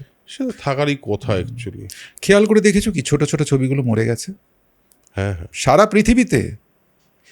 পৃথিবীতে। আমি সেদিনকে একটি আর্টিকেল পড়ছিলাম, একজন লিখেছেন the demise of mid budget films, হলিউডের এক প্রখ্যাত পরিচালক। তিনি বলছেন 2008-এর পর থেকে ছবিগুলো এই মিড বাজেট মিনিংফুল সিনেমা মরতে শুরু করে দিয়েছে। কারণ 2008-এর পর থেকে আয়রন ম্যান এবং ডিসি ইউনিভার্স, এমসিইউ এগুলো সব আস্তে আস্তে ক্যাপচার করে নিতে শুরু করে দিয়েছে। এবং তার কাছে তখন ছিল, এবং তারপর যেটা হলো, হলিউডের কথাই বলছি, তখন হচ্ছে কি রিটার্ন অন ইনভেস্টমেন্ট। তখন তোমার কাছে মিনিংফুল সিনেমা না, হোয়াট ইজ মাই ROI, এই করতে শুরু করে দিল অর্থনীতির, ব্যাস। বাজার অর্থনীতি যেটা বলছিল একটু আগে। যে ছবিগুলো তুমি যদি খেয়াল করে দেখো, যে ছবিগুলো ধরো রবিন উইলিয়ামসের প্যাচ অ্যাডামস বা উইল স্মিথের ইন পারসিউট অফ হ্যাপিনেস, এই ছবিগুলো এখন আর হয় না, ভেরি ডিফিকাল্ট। যদি হয় তাহলে খুব যদি বিখ্যাত পরিচালক হন এবং সেটা যদি OTTর জন্য করেন, এবং OTT হয়তো 1 বা 2 সপ্তাহ চালিয়ে তারপর ডাইরেক্ট OTT করে দিল, তাহলে হয়তো হলেও হতে পারে। কিন্তু মানুষের এখন সেই ধৈর্য বোধহয় আর নেই। OTTতে কিন্তু এই ধরনের সিনেমা তাও আসে, হ্যাঁ, কিছুটা হলেও। এবার ডিপেন্ড করছে হুজ দ্য স্টুডিও হেড। হ্যাঁ, সে যদি ফিল্ম মেকিং প্রসেসটার সঙ্গে সম্পৃক্ত থাকেন, তাহলে কিন্তু তিনি হয়তো ফিল্ম মেকারের সঙ্গে ডিসকাস করে বলবেন, ঠিক আছে, let's just make this one and see. কারণ তিনি জানেন আমি 4টে বড় কাজ করছি, এইটা যদি আমার মিস্টেকও হয়, আমার বস আমাকে ক্ষমা করে দেবে। ঠিক। কারণ আমি একটা ছবি রিসেন্টলি, যেটা নেটফ্লিক্সেই পপুলার হলো, 3 of Us, আচ্ছা, কি ভালো একটা সিনেমা, মিনিংফুল ছোট্ট সিনেমা, 3জন ক্যারেক্টার, ছোট্ট জিনিস, কিন্তু কি ভালো একটা এক্সপিরিয়েন্স। অনেকদিন পর এরকম একটা সিনেমা দেখেছিলাম, দেখার পর আরও টুকটাক এরকম কিন্তু ভালো ভালো ছবি হতে থাকে। তোমার আবার আমি রকির ব্যাপারে একটা প্রশ্ন করবো, তোমায় ভেবেছিলাম, সেটা হলো রকি আর রানিতে একটা জিনিস তো হচ্ছে যে চন্দন চ্যাটার্জি এমন একটা চরিত্র যে পুরুষ, মানে এখন যে ওই টক্সিক ম্যাসকুলিনিটির খুব ডিমান্ড, মানে চারদিকে লোকে শুধু টক্সিক ম্যাসকুলিনিটি খুঁজছে, সে দানব, তারপরে রাক্ষস, তারপর অ্যানিমেল, তারপর বিভিন্ন জিনিস তৈরি হচ্ছে একই রকম দেখতে, তো খুব রক্তারক্তি ব্যাপার। এখানে দাঁড়িয়ে একটা চরিত্র যেটা একদম তার উল্টো দিকে, এইটা করতে গিয়ে, এই চরিত্রটা করতে গিয়ে তোমার কি মনে হয়েছে যে পুরুষদের ভালনারেবিলিটিটা খুব ইম্পর্ট্যান্ট একটা জিনিস, বা এটা কি তোমার এমনিও মনে হয়? দেখো, এক ধরনের প্রেশার আমরা নিয়ে ফেলি যখন আমরা আমাদের ইমোশনটাকে সাপ্রেস করে রাখি, এবং সেটা কিন্তু স্ট্রেস বিল্ড আপ করে। তোমাকে সমাজ হয়তো তোমার ট্রু সেলফটাকে এক্সপ্রেস করতে দেয় না, কিন্তু সেটা করাটা খুব দরকার, জানো তো। আমরা একটা অদ্ভুত কনস্ট্রাক্টের মধ্যে দিয়ে চলছি, যেখানে you are suppose to behave in a certain way. এইটা ইদানিং খুব দেখছি হয়ে গেছে, এটা সব জায়গায় তুমি দেখবে। আগে ছিল মিডিয়ার প্রেশার, মিডিয়া একটা ধরনের কনস্ট্রাক্ট করে দিত, কিন্তু এখন তুমি দেখেছো এটা the power has gone to the people. কীভাবে?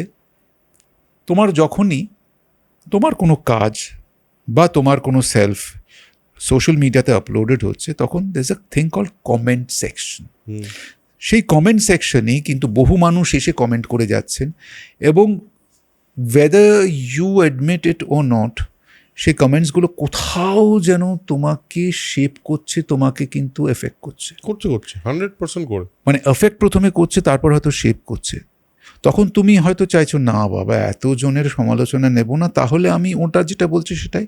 সো এই কমেন্টগুলো কিন্তু তোমাকে অলরেডি একটা শেপ করে ফেলছে, তুমি জানো না তোমার অজান্তে কিন্তু তুমি অলরেডি একটা শেপ নিয়ে ফেলেছো। এইটা এখন বলবো যে আজকের দিনের অভিশাপ এটা। আমি মনে করি যদি রিয়েলি রিয়েলি ক্রিয়েটিভ কাজ কিছু করতে চাও, যেটা you are true to yourself, absolutely original, যেটা তোমার ভেতর থেকে আসে, stop being in social media, বন্ধ করে দাও 3 মাসের জন্য। রিলিজ হবে, কি বলছে আমার দেখার দরকার নেই, আমি আমার মতো করে কাজটা করি, সেটা খুব গুরুত্বপূর্ণ। তো এইটা এখন শেপ করে দিচ্ছে গো। আর তাতে কি মানে তাতে কি মানুষ আরো বেশি ব্লকড হয়ে যাচ্ছে? হ্যাঁ একদম। তুমি দেখো না, তুমি সবারই কিন্তু, আমরা অনেকেই বলি সমালোচনা নেবার জন্য যে এবিলিটি দরকার, যে সক্ষমতা দরকার, সেটা সবার থাকে না, মানে সেটা নেওয়া উচিত, কিন্তু আমরা অনেকে নিজেরাই নিতে পারি না। আর কি হয়, এই যে টক্সিসিটি বলছো, এই টক্সিসিটি কিন্তু তোমার কমেন্টের মধ্যে দিয়ে, এই ভায়োলেন্সটা কিন্তু তোমার কমেন্টের মধ্যে দিয়ে অনেক প্রকাশ পাচ্ছে। অর্থাৎ কার মৃত্যুর পর কার স্ত্রী কতটা কাঁদবে, কতটা হাসবে, তার পোশাক কি হওয়া উচিত, এই নিয়ে আমরা কদর্যভাবে বলতে পারি, এবং কেউ প্রতিবাদ করলে বলতে পারি that's my freedom of expression বা ফ্রিডম অফ স্পিচ। তারা মানেটাই জানে না। আমার ফ্রিডম অফ স্পিচ যদি তোমাকে অপমানিত করে বা তোমায় ছোট করে দেখে, সেটাকে স্ল্যান্ডার বলে, অ্যান্ড পানিশেবল বাই ল। সেটা বুঝি না। এই যে অল্পবিদ্যা ভয়ঙ্করীর যে ভয়ঙ্কর রূপ আমরা রোজ গণমাধ্যমে দেখতে পাই, সোশ্যাল মিডিয়াতে দেখতে পাই, সেটা তুমি না চাইলেও তোমাকে কোথাও একটা শেপ দিয়ে ফেলছে। আর আমার মনে হয় সেই কারণেই বোধহয় এই যে ধরনের যে চন্দন চ্যাটার্জির মতো চরিত্রটা আরও বেশি আসা উচিত, যেখানে না পুরুষরা আরও বেশি আরে হ্যাঁ কান্না পেতে পারে না। একটা পুরুষের কি মধ্যে এরূপ ফেমিনিটি থাকতে পারে না? একটা পুরুষের কি নাচতে ভালো লাগতে পারে না?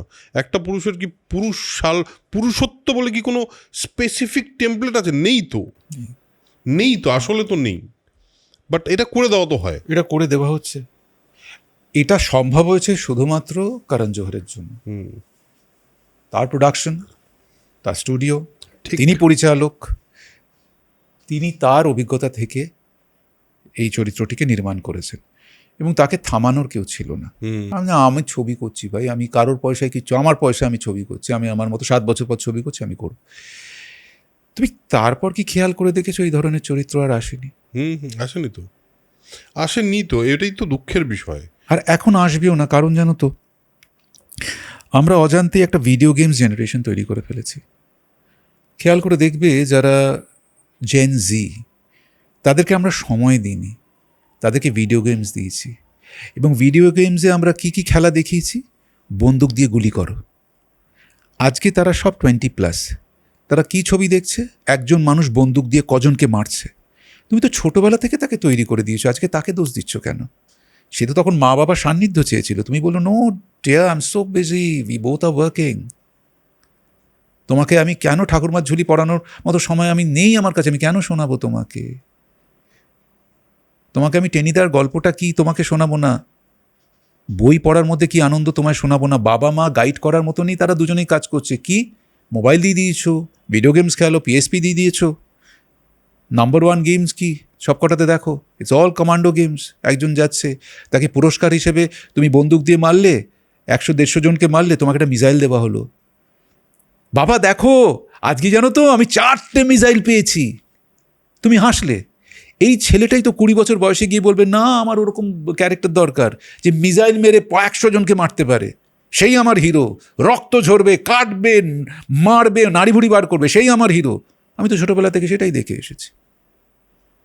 আমি কাকে কি করে দোষ দিই বলো তো? ঠিক আমার এখানে একটা আলাদা পার্সপেক্টিভ আছে যদিও, কিন্তু দিস ইজ ভেরি ট্রু যেটা তুমি বললে, মানে this is very very true are very hard hitting, মানে খুব অদ্ভুত আর সত্য। এটা এর থেকে বেরোনোর উপায় খুব কম। কিন্তু আমি এই রিসেন্টলি একটা ছবি নিয়ে সবাই জেনজি খুব উত্তেজিত হলো, সেটার নাম হলো সাইয়ারা বলে একটা ছবি, এবং সবাই নাকি হলে খুব কাঁদছে, হলে সবাই মানে খুব মানে পাগল হয়ে যাচ্ছে। হ্যাঁ, দে are crying, they R fainting, এইসব হচ্ছে এসব। তো এবার অনেকে বলছিল যে আমরা মানে এরম করছে কেন। আমি বলছি এরম করার তো কারণ আছে, কারণ তুমি যেটা বললে ঠিক সেটাই কারণ। তারা তো ইমোশনটা জানেই না, তারা তো জানেই না how to handle this emotion. প্রেম, ভালোবাসা তারা তো ডিটেলসে দেখেনি, তারা তো শাহরুখ খানকে পর্দায় দেখেনি, তারা তো ওই ইমোশনটা ফিল করেনি, ওটা আমরা করেছি, আমরা তো জানি। এরা দেখে তো আচ্ছা এইটাও হয় নাকি সিনেমায়, প্রেম হয় নাকি এরকম, কারণ ওদের কাছে ওদের নতুন। এই মানে তার মানে কতটা বোঝো যে তাদের মধ্যে ওই তুমি যেটা বলছো এই টক্সিসিটিটা কতটা ঢুকে গেছে তার মানে। কারণ তারা একটু পেলেই মনে হচ্ছে ওরা আবার একই রে, এটা তো হ্যান্ডেল করতে পারছি না। হ্যাঁ, তাদের প্রেমের সংজ্ঞাটা এত দ্রুত বদলেছে, তাদের ভায়োলেন্সের সঙ্গে এত দ্রুত বদলেছে সরি, যে আমাদের বুঝতে হবে তাদের কিন্তু। অ্যান্ড বাট আমার দেখো ultimately end of the day আমার হিউম্যান নেচারের উপর প্রচণ্ড বিশ্বাস। আমি জানি the human nature will find a way. ঠিক বলেছো, এটা আমারও বিশ্বাস। তুমি দেখবে সেই মানুষগুলোই দেখবে একটা সময় একটু কমনীয়তা, একটু কোমলতা, এসব খুঁজবে। হ্যাঁ, একটু মানে গনগনে রোদের থেকে একটু ছায়া খুঁজবে। হ্যাঁ, ঠিক, এটা আমারও মনে হয়। একটা কথা বলো যে তোমার কাছে সাকসেস, হ্যাঁ তুমি তো অনেক কিছু দেখলে তোমার লাইফ, তোমার জার্নি সম্পর্কে বা তোমার উপলব্ধি সম্পর্কে যা বুঝলাম, তাতে তোমার তো আপ ডাউন অনেক আছে, কিন্তু তার সঙ্গে বিভিন্ন পয়েন্টে সাকসেস আছে। মানে ছোট হতে পারে, বড় হতে পারে, ইয়ে হতে পারে। তোমার কাছে সাকসেসের সংজ্ঞাটা কি? কঠিন প্রশ্ন, কিন্তু মানে আমি সেরকমভাবে ভেবে দেখিনি, জানো তো সাকসেসটা কি। আসলে বহু বছর ধরে তুমি যদি ইন্ডাস্ট্রি ডিফাইন্ড বা তোমার সোসাইটি ডিফাইন্ড সাকসেসটা না পেয়ে থাকো না, তাহলে তোমার কাছে সাকসেসটা ঠিক মানে তুমি তখন আমি ওই কনস্ট্রাকশনটা করে নিই সাকসেসটা কী হতে পারে। তবে আমি একটি খুব ইন্টারেস্টিং বই পড়েছিলাম যেটা আমার চিন্তাধারা সম্পূর্ণরূপে বদলে দেয়। আমি বেশ কয়েক বছর আগে পড়েছিলাম, রিগ্রেটস অফ দ্য ডাইং বলে। তো সেখানে একজন নার্স, কেয়ারগিভার, তিনি টার্মিনালি ইল পেশেন্ট যারা হয়তো 3 সপ্তাহ, 1 মাস, 1.5 মাস, 2 মাসের মধ্যে মারা যাবেন, তাদেরকে উনি মানে নার্সিং বা কেয়ারটা দিতেন। এবং তারা স্বাভাবিকভাবে অত্যন্ত ধনী ব্যক্তি, ছাড়া তো ওইখানে ওই কেয়ার গিভার অ্যাফোর্ড করা যায় না ওদের দেশে। তো উনি থাকতেন এবং উনি highly qualified in the sense that উনি সবাইকে শেষ কদিন যেন খুব সুখে শান্তিতে যেন বসবাস করতে পারে সেই চেষ্টা করতেন। তো উনি একটা ব্লগ লিখেছিলেন। ব্লগে উনি লিখেছিলেন top 5 regrets of the dying. তার মধ্যে প্রথম 3টে ছিল, এক হচ্ছে I wish I spent more time with my family, এটা নাম্বার 1 রিগ্রেট। নাম্বার 2 হচ্ছে I wish I had taken better care of my health. আর 3 নম্বর হচ্ছে I wish I had followed my heart. আরও 2টো ছিল, এই মুহূর্তে আমার মনে পড়ছে না, কারণ এই 3টেই আমি আমার কাছে আমার মনের মধ্যে আমি ইমপ্রিন্ট করে নিই। তারপর থেকে আমার মনে হয় এটাই সাকসেস। এটা বরাবরই আমার ছিল। আমার কাছে পরিবার, যেহেতু যৌথ পরিবারে বড় হয়েছি, সেহেতু পরিবার আমার কাছে প্রথম স্থানে। হেলথ ডেফিনেটলি, অ্যান্ড হার্ট, আমি যেটা করতে চাইছি সেটা করতে পারছি কি না। মানে এক একজন হয়, আমি দেখেছি, সো স্যাড। এক ডাক্তারের কাছে একবার গিয়েছিলাম, কি সুন্দর ছবি, মানে কথা বলতে বলতে না প্রেসক্রিপশন উনি ছবি আঁকছে।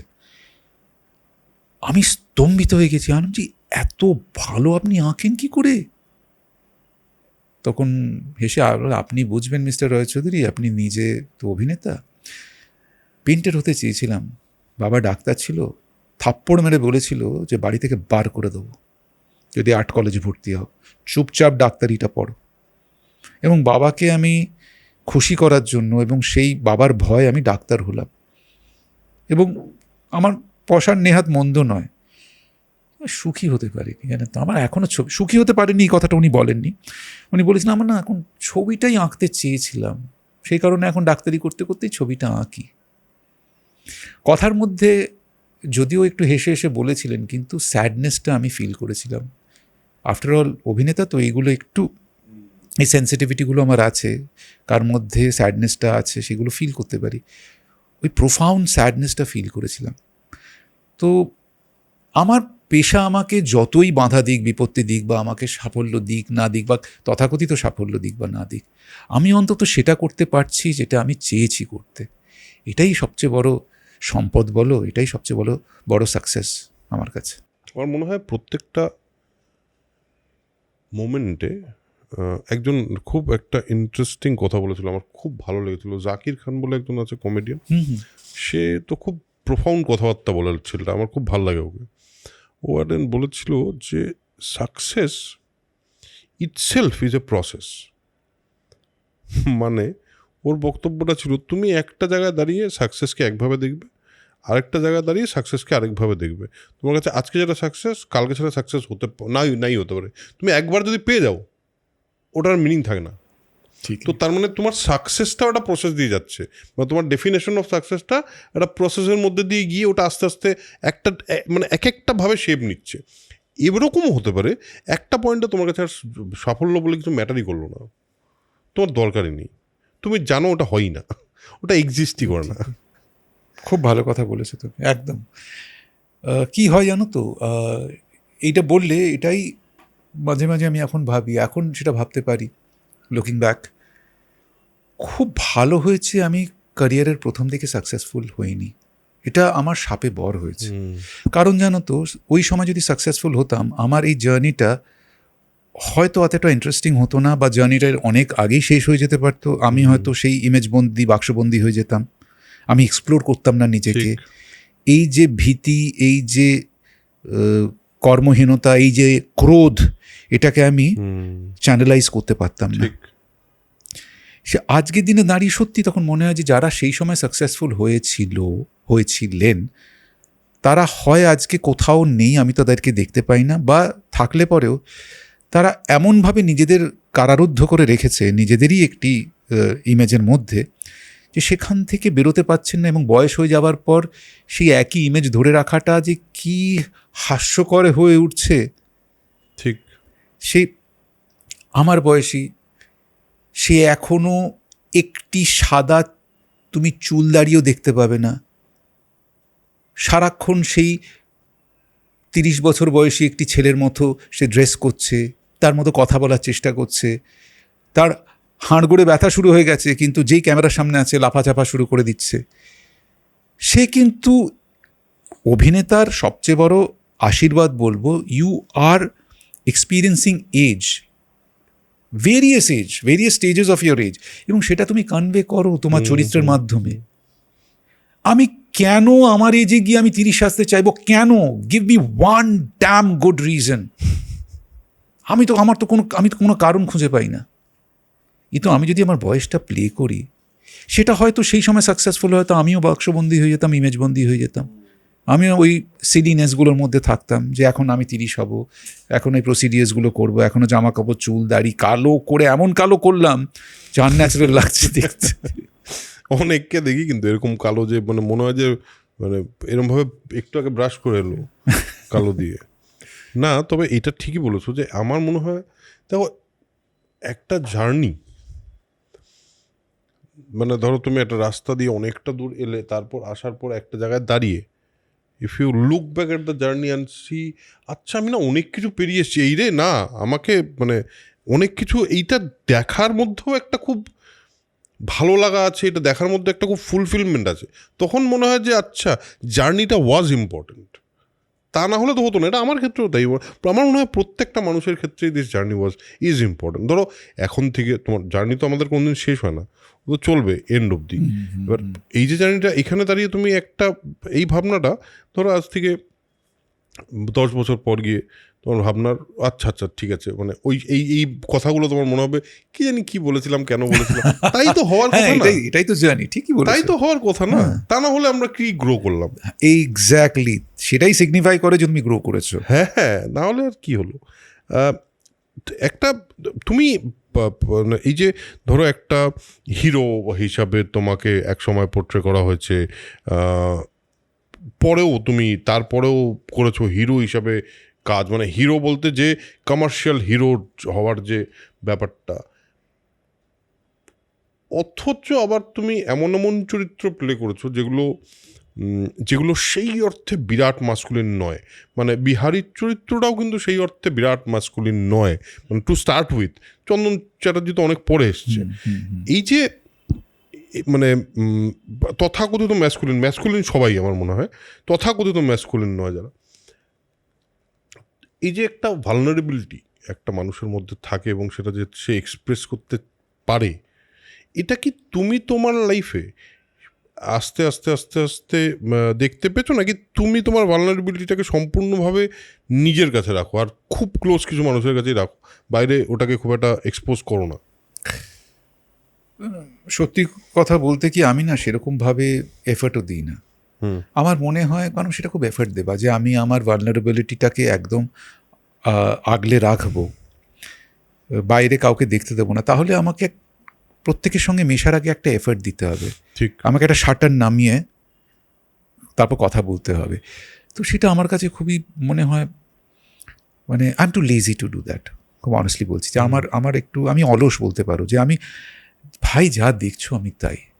এবং হ্যাঁ, এটা ঠিক যে আজকের দিনে কেন, আমি অনেক আগে থেকেই বলছি, মানুষের এটা নেচারের মধ্যে পড়ে যে তোমার মধ্যে যদি ভালনারেবিলিটি বা ভদ্রতা দেখে, সেটা হচ্ছে ওই বেহুলা লক্ষিন্দরের বাসর ঘরের ছিদ্র যেখান থেকে কালনাগিনী ঢুকেছিল, কালসর্প ঢুকেছিল, সেই। তো তাদের কাছে মনে হয়, এটা মানুষের কাছেই দেখেছি, ভদ্রতা হচ্ছে দুর্বলতার নামান্তর। সেটা একটা প্রবলেম, কিন্তু এটা প্রবলেম, এটা আমি দেখেছি। মানে একটু ভদ্র আচরণ করলেই মানুষ তোমাকে ভাববে যে তাহলে একে পেড়ে ফেলা যায়, এর সঙ্গে আমি একটু অন্যরকম আচরণ করতে পারি, ধমক খাবার ভয় থাকে না বা প্রত্যাঘাতের ভয় থাকে না। তো আমি যেরকম ভালনারেবল দেখছো, আমি ঠিক পর মুহূর্তে ততটাই কঠিন হয়ে যেতে পারি।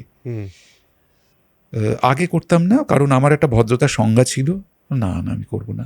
অনেক সময় অসভ্যতা সহ্য করে চুপ করে থেকেছি, কিন্তু একটা সময়ের পর মনে হলো আমি যদি আমার ভদ্রতাকে পরিবর্তন না করতে পারি, আমার ভালনারেবিলিটি যদি আমি লুকিয়ে রাখতে না পারি, তাহলে উল্টো দিকের মানুষটা যদি আমাকে অপমান করে আমার এই গুণগুলোর জন্য, যেটা আমি মনে করি এটা মানুষের চারিত্রিক গুণই বলবো এটা, তাহলে তাকে তার যোগ্য শিক্ষাটা আমায় দিতে হবে, যোগ্য কথাটা বলতে হবে। হ্যাঁ, আমাকে কেউ কিছু বলে গেল, অথচ আমি চুপ করে রইলাম, আমি থাকবো না। আমার ভদ্রতা কিছুতেই আমার দুর্বলতার ইনভিটেশন বা আমন্ত্রণ হতে পারে না।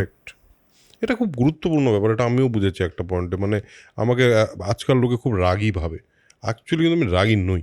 মানে আমার আমার টিম, এরা আমাকে ভয় পায়। কেন ভয় পায় আমিও জানি না, কিন্তু ভয় পায়।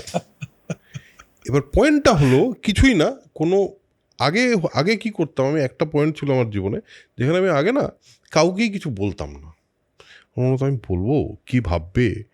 কিন্তু তারপরে একটা জিনিস বুঝেছি যে আমার যেটা বলার, সেটা সেই বিষয়ে যদি আমি নিশ্চিত হই যে আমি এই কথাটা বলে ভুল করছি না, তাহলে আমি বলতে পারবো। আমার এটা বুঝতে অনেক দিন লেগেছে যে আমি কখন নিশ্চিত হলাম যে আমি যেটা বলছি সেটা আমার বলা উচিত হবে। এইটাও তো খুব ইম্পর্টেন্ট না? হ্যাঁ, এটা একটা সময়ের পর জানো তো আমি তোমার সঙ্গে আইডেন্টিফাই করতে পারছি। এটা তুমি যেটা বললে একদম একই জিনিস আমার ক্ষেত্রে হয়েছিল। আমি দেখলাম যে এবার বলার সময় এসে গেছে। ঠিক ঠিক ঠিক। কারণ যদি না বলি তাহলে তো ভুল বুঝছে আমাকে মানুষটা। ভদ্রতা মানে ধরো তুমি উল্টো দিকে যে মানুষটি আছেন তিনি একটি ভাষা বোঝেন, তো আমাকে সেই ভাষায় কথা বললে নিজেকে আরো বোঝানো যায়। তো কেউ ভদ্রতার ভাষা বোঝে, কেউ অভদ্রতার ভাষা বোঝে। ঠিক ঠিক। তো আমি তার সঙ্গে সেই ভাষায় কথা বলবো, তিনি ঠিক বুঝে যাবে। একদম। হ্যাঁ, ভাষা আছে, ভাষা। আচ্ছা, একটা কথা বলো, সেটা হলো, এটা আমি মোটামুটি সবাইকে জিজ্ঞেস করি, কারণ আমার মনে হয় যেহেতু পাবলিক মিডিয়ামে কেউ কাজ করে, যখন তোমার কি কখনো এইটা মনে হয়েছে যে একজন অভিনেতার কাজ কি, তা এন্টারটেইন করা, নাকি তার একটা সোশ্যাল রেসপন্সিবিলিটিও আছে, মানে তার কাজের চয়েসের মধ্যে? না, সোশ্যাল রেসপন্সিবিলিটি আমাদের নেই। কেউ যদি বলে থাকে আমি বলবো যে আমি তার সঙ্গে একমত নই। সোশ্যাল রেসপন্সিবিলিটি যাদের থাকার কথা তারা হচ্ছেন আমাদের অ্যাডমিনিস্ট্রেটরস। ঠিক। ঠিক, একদমই তাই। আর সোশ্যাল রেসপন্সিবিলিটি আমাদের অভিনেতা বা আমাদের এই ক্রিয়েটিভ ফ্রেটার্নিটি যতবার দেখিয়েছে ততবার বোধ হয় অন্য কোনো ফ্রেটার্নিটি দেখায়নি। কেস ইন পয়েন্ট, আমাদের প্রথম সিনেমা কি, ভারতবর্ষের প্রথম সিনেমা হচ্ছে রাজা হরিশ্চন্দ্র। সত্যের জন্য সব কিছুকে ত্যাগ করেছে। আমাদের সবচেয়ে জনপ্রিয় হিরোকে মিস্টার অমিতাভ বচ্চন, ম্যাক্সিমাম ছবিতে দেখেছি মানে দুষ্টের দমন, শিষ্টের পালন, সত্যের জয়, মিথ্যের হার, ঠিক, এগুলো সব দেখিয়েছি। মানুষ যদি ওগুলো থেকে না শেখেন, মানুষ তো শুধরে যায়নি। সুতরাং আমাদের কাজ এন্টারটেন করা। এতগুলো কাজ হয়েছে, বা 80-র দশকে যে ছবিগুলো হয়েছিল সোশ্যাল আপলিফমেন্টের জন্য, শ্যাম বেনেগল, গোবিন্দ নিহলানি, তারপর বা আমাদের সত্যজিৎ বাবু অনেক আগেই করেছে, হ্যাঁ হ্যাঁ হ্যাঁ, মৃণাল সেন, ঋত্বিক ঘটক, বুদ্ধদেব দাশগুপ্ত, গৌতম ঘোষ, অপর্ণা সেন, পরপর ছবি করে গেছে, ঋতুপর্ণ ঘোষ। কি বদলটা হয়েছে! সুতরাং আমাদের এত বড় নাম, এত বড় বড় নাম যখন সমাজকে বদলাতে পারেনি, তখন আমি কেন সোশ্যাল রেসপন্সিবিলিটি নিয়ে মাথা ঘামাবো বলতে পারো? আমাদের জায়েন্টসরা বদলাতে পারেনি, আমি তো তুচ্ছাতি তুচ্ছ একজন প্রাণী। আমার কাজ হচ্ছে বিনোদন দেওয়া। আমি বিনোদন শিল্পী, তার জন্য আমি টাকা পাই ভাই। আর ভাবনা চিন্তা করার আমার কাজ নেই, পরিচালকের কাজ। আমি তবুও চেষ্টা করি বেছে বেছে কাজ করার, এখনো চালিয়ে যাচ্ছি। কতদিন পারবো আমি জানি না, ঠিক, কারণ দিনের শেষে এটা আমার পেশা ভাই। একদম একদম। আমাকেও পেট চালাতে হবে। বাজারে এই যেভাবে জিনিসপত্রের দাম দৈনন্দিনভাবে বেড়ে চলেছে, আমাকেও ভাই, আমিও চাইবো একটা কমফোর্টেবল জীবনযাপন করার জন্য। তার জন্য আমাকে অনেকগুলো ছবি করতে হবে, যেখানে হয়তো আমার এখনো পর্যন্ত আমি সেটা হয়নি, আমি এখনো বলে রাখছি। যদি হয়, তুমি বলছো যদি হয়, আমাকে বেছে নিতেই হবে। আমি অনাহারে অর্ধাহারে বাড়িতে বসে থাকবো না যে কবে ভালো ছবিটা করবো বলে। ঠিক ঠিক, হয় না, কারণ আলটিমেটলি তো এটা পেশা, আমার পেশা এটা। কোনো ডাক্তার কি বলে না আমি খুব ক্রিটিক্যাল পেশেন্ট ছাড়া দেখি না? হ্যাঁ হ্যাঁ হ্যাঁ, একদমই কোনোদিন বলতে পারেনি। বা কোনো নেতা কি বলে না না আমি এইসব খারাপ লোকেদের ভোট আমি নেব না, আমি খুব ভালো লোকেদের ভোট নেব? বলে না তো। আমি কেন বলতে যাব? ঠিক, যে আমি এই সব ছবি আমার কাছে এখন বলছি, আমি দেখবে কালকে যখন বলবে না এই ছবিটা আমার মনে হচ্ছে করবো না, আমি বলার জন্য বলছি কিন্তু পারছি না, কিন্তু পারতে হবে। তোমার পার্সপেক্টিভটা খুব ঠিক, যে অ্যাকচুয়ালি তো মানে সত্যি কথা, ধরো সোশ্যাল রেসপন্সিবিলিটি বা যদি কোনো রেসপন্সিবিলিটি আলাদা করে কোনো অভিনেতার উপর চাপানো হয়, তাহলে তো আবার একটা সেম জিনিস, যে সে তো কিছু শাটার বন্ধ করলো। কারণ আজকে ধরো তুমি যদি ভিলেনের চরিত্র করো একটা অভিনয়, তুমি যদি একটা নেগেটিভ চরিত্র করো, তাহলে তুমি তো নেগেটিভ চরিত্র না, তুমি তো তোমার জায়গায় ঠিক। এক্স্যাক্টলি, আমি আমার জায়গায় ঠিক, তোমার চরিত্রটা তো তোমার জায়গায় ঠিক। এবার সেটা যদি তুমি সোশ্যাল রেসপন্সিবিলিটির কথা ভাবতে যাও, না এত খারাপ মানুষ আমি করবো না বাবা, আরে কি করে হবে? আর আমি না করলে কি ওটা হবে না? আরে একদম তাই, কেন হবেই তো, ওটা তো হবে, যে কেউ করবে, তো আমি কেন মিস করতে যাবো? এক্স্যাক্টলি। আজকে এত বিখ্যাত বিখ্যাত ভিলেনরা, মানে ভিলেন ক্যারেক্টার, নেগেটিভ ক্যারেক্টারে এত বিখ্যাত বিখ্যাত পারফরমেন্স আছে, তারা এমন এমন পারফরমেন্স দিয়েছে সেখানে, যে সেগুলো তো অভিনয়ের মানে বই হয়ে গেছে একটা পারফরমেন্স একদম। তো সেইগুলো যদি মানুষ ওই মোরালিটি নিয়ে জাজ করতে বসে, তাহলে তো ভালো খারাপই থাকবে না সিনেমায়। দেখো, এখানেই হচ্ছে ম্যাচিওরিটি, দর্শকদের ম্যাচিওরিটির কথা বলি, দোষ নেবেন না, আমি ভারতীয় দর্শকদের কথা বলি, যে বিদেশে বিশেষ করে পশ্চিমে the viewers they react to the character, এইখানে they react to the actor। ওখানে চরিত্রটা এবং এর পার্সপেক্টিভে, ছবিটার পার্সপেক্টিভে কি, সেটা অনুযায়ী বিচার হয়, এবং তারপর কে কতটা চরিত্রটা ভালো করতে পেরেছে, কতটা এফেক্টিভলি করতে পেরেছে, সেটার বিচার হয়। আমরা ধরেই নিই এই লোকটাই খারাপ, ব্যাটাকে দেখ, শয়তানটাকে দেখ। আমরা অভিনয়ের যে অভিনয় সত্তাটাকে কিন্তু আমরা কোনোদিনই সেই সম্মানটা দিই না, বিশেষ করে যারা নেগেটিভ রোলে কাজ করে। আরও কঠিন না? পজিটিভ রোল তো ইটস ইজি, বিকজ আমার আবার লেখক আমার জন্য অর্ধেক কাজ করে দিচ্ছেন, ঠিক। কিন্তু নেগেটিভ কাজটা, সেখানে তো লেখক তো আমাকে এমনভাবে দেখাবে যে আমি খারাপ, সেটাই খারাপটাকে এমনভাবে আমাকে এক্সপ্রেস করতে হবে যেন সেটা যথাযথ হয়। That's very difficult. কিন্তু আমাদের দর্শক তো সেভাবে রিয়াক্ট করে না, সে অ্যাপ্রিসিয়েশনটা করে না। সেটা হ্যাঁ, দর্শক অ্যাকচুয়ালি এখানে আসলে সিস্টেমটাই এমন তৈরি হয়ে গেছে তুমি ভাবো ঐতিহাসিকভাবে, মানে যখন থেকে আমি সিনেমা বোঝা বা সিনেমা দেখা শুরু করি, সেই সময় এন্ড অফ অমিতাভ বচ্চন এরা, মানে শেষের দিকে, অমিতাভ বচ্চনের এরা শেষের দিকে, আমি সেই ছবিগুলো পুরনো টিভিতে ভিসিআর ভাড়া করে সেগুলো দেখতাম, আমার খুব ভালো লাগতো।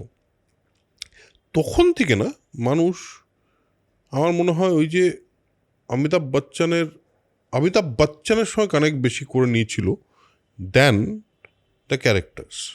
মানে বিজয় বলে যে ক্যারেক্টার অমিতাভ বচ্চন অনেকগুলো করেছেন, কিন্তু বিজয়কে কেউ কানেক্ট করেনি। সেটা আমাদের ওখানে প্রচলিত কথা ছিল, বচ্চনের মাইর দিব, বুঝলি?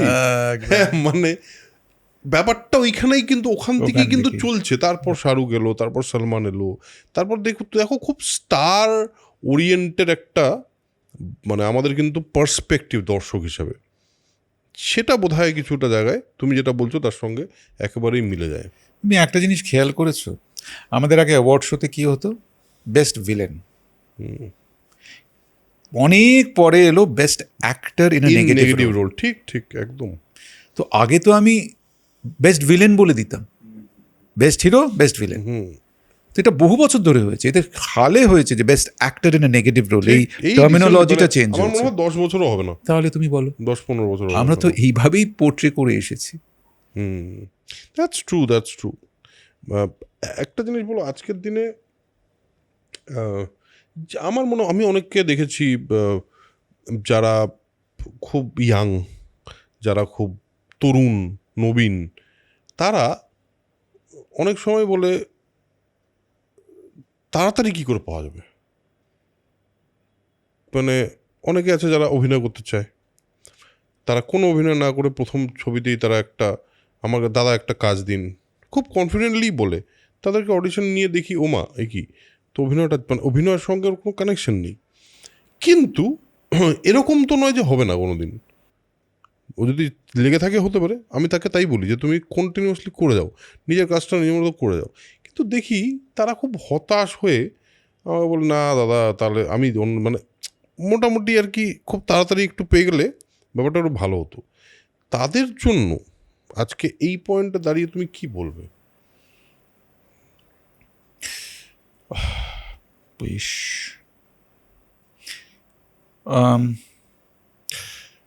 দেখো,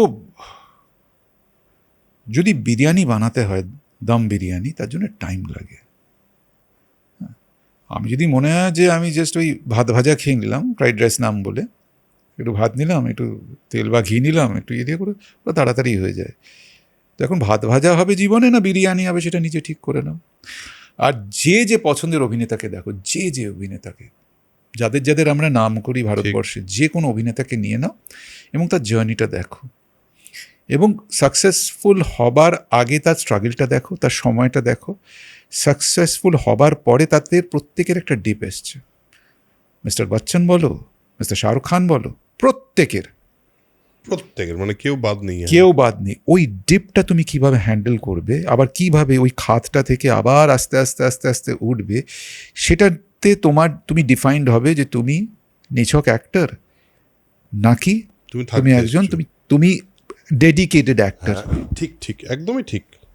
তো এই যে কথা বললে, জার্নিটা দেখো, আমি প্রত্যেককে বলি, এই যে আপ অ্যান্ড ডাউন, আমি তোমাকে করে দেখাচ্ছি, up down, up down, up down. এটা কিসের সঙ্গে মেলে? হার্টবিটের সঙ্গে। ইসিজি। যতক্ষণ এই আপ ডাউন থাকবে ততক্ষণ তোমার হার্ট সচল, যখন ফ্ল্যাট হয়ে যাবে ততক্ষণ তুমি মৃত। তাই জীবনটাকে ফ্ল্যাট করো না, থাকুক না আপ অ্যান্ড ডাউন।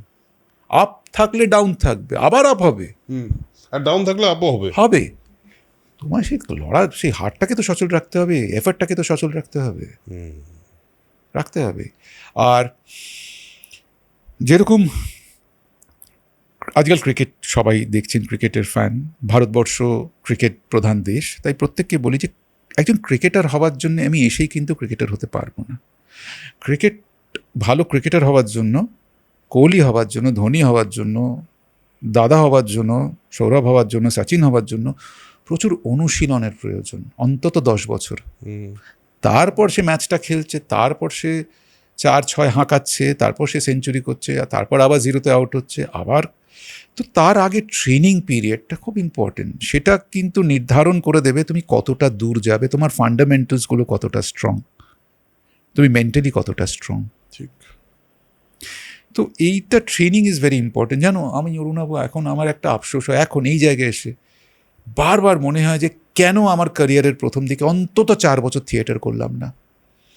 আমার জার্নিটা অন্তত 10 বছর শর্ট হয়ে যেত।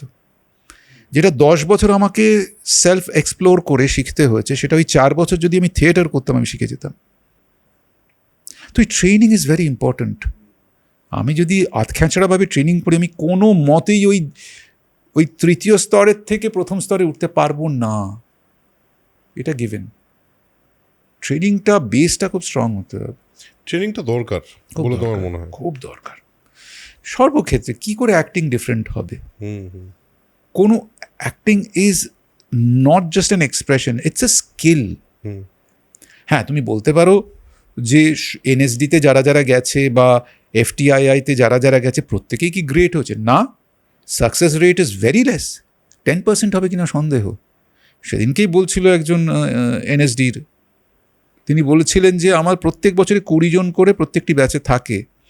সেই 20 জনের লাইফ যদি আপনি দেখেন 15 বা 20 বছর বাদে, আপনি দেখবেন 4 জন এই পেশার সঙ্গে যুক্ত কিনা সন্দেহ। ঠিক। ইন অল, শুধু ছবি বা ওটিটি বা থিয়েটার নয়, বাকি 16 জন ছেড়েই দিয়েছে, কোনো অভিনয়ের সঙ্গে কোনো রকম কোনো সম্পর্ক নেই আর। এনএসডি, তুমি বলতে পারো যে তার মানে কি আমি মানে বার্সেলোনা ইউথ প্রোগ্রামে যারা একসঙ্গে ট্রেন করেছে 20 জন, তার মধ্যে মেসি ছিল, ইনিয়েস্তা ছিল, জাভি ছিল, কিন্তু আরও অনেকে ছিল যারা উঠতেই পারেনি, 3rd ডিভিশনের উপরই উঠতে পারেনি। ট্রেনিং তো একই পেয়েছে, কিন্তু ওই ট্রেনিংটা নিতেই হবে। তার মানে কি আমি ট্রেনিং করবো না, আমি মাঠে ঘাটে খেলে তারপর আমাকে নিয়ে নেবে না। না, ট্রেনিং তো করতে, ট্রেনিং করতে হবে, প্রসেস। তারপর আমার মধ্যে আছে কিনা, আমার ভাগ্যে আছে না। Luck plays a very important part. এটা অনেকেই ওভারলুক করে, কারণ লাকটা আমাদের হাতে নেই বলে আমরা মনে করি যে না, আমরা মানুষ, আমরা নিজেদের লাক নিজে বানাবো। ওসব শুনতে ভালো লাগে গো।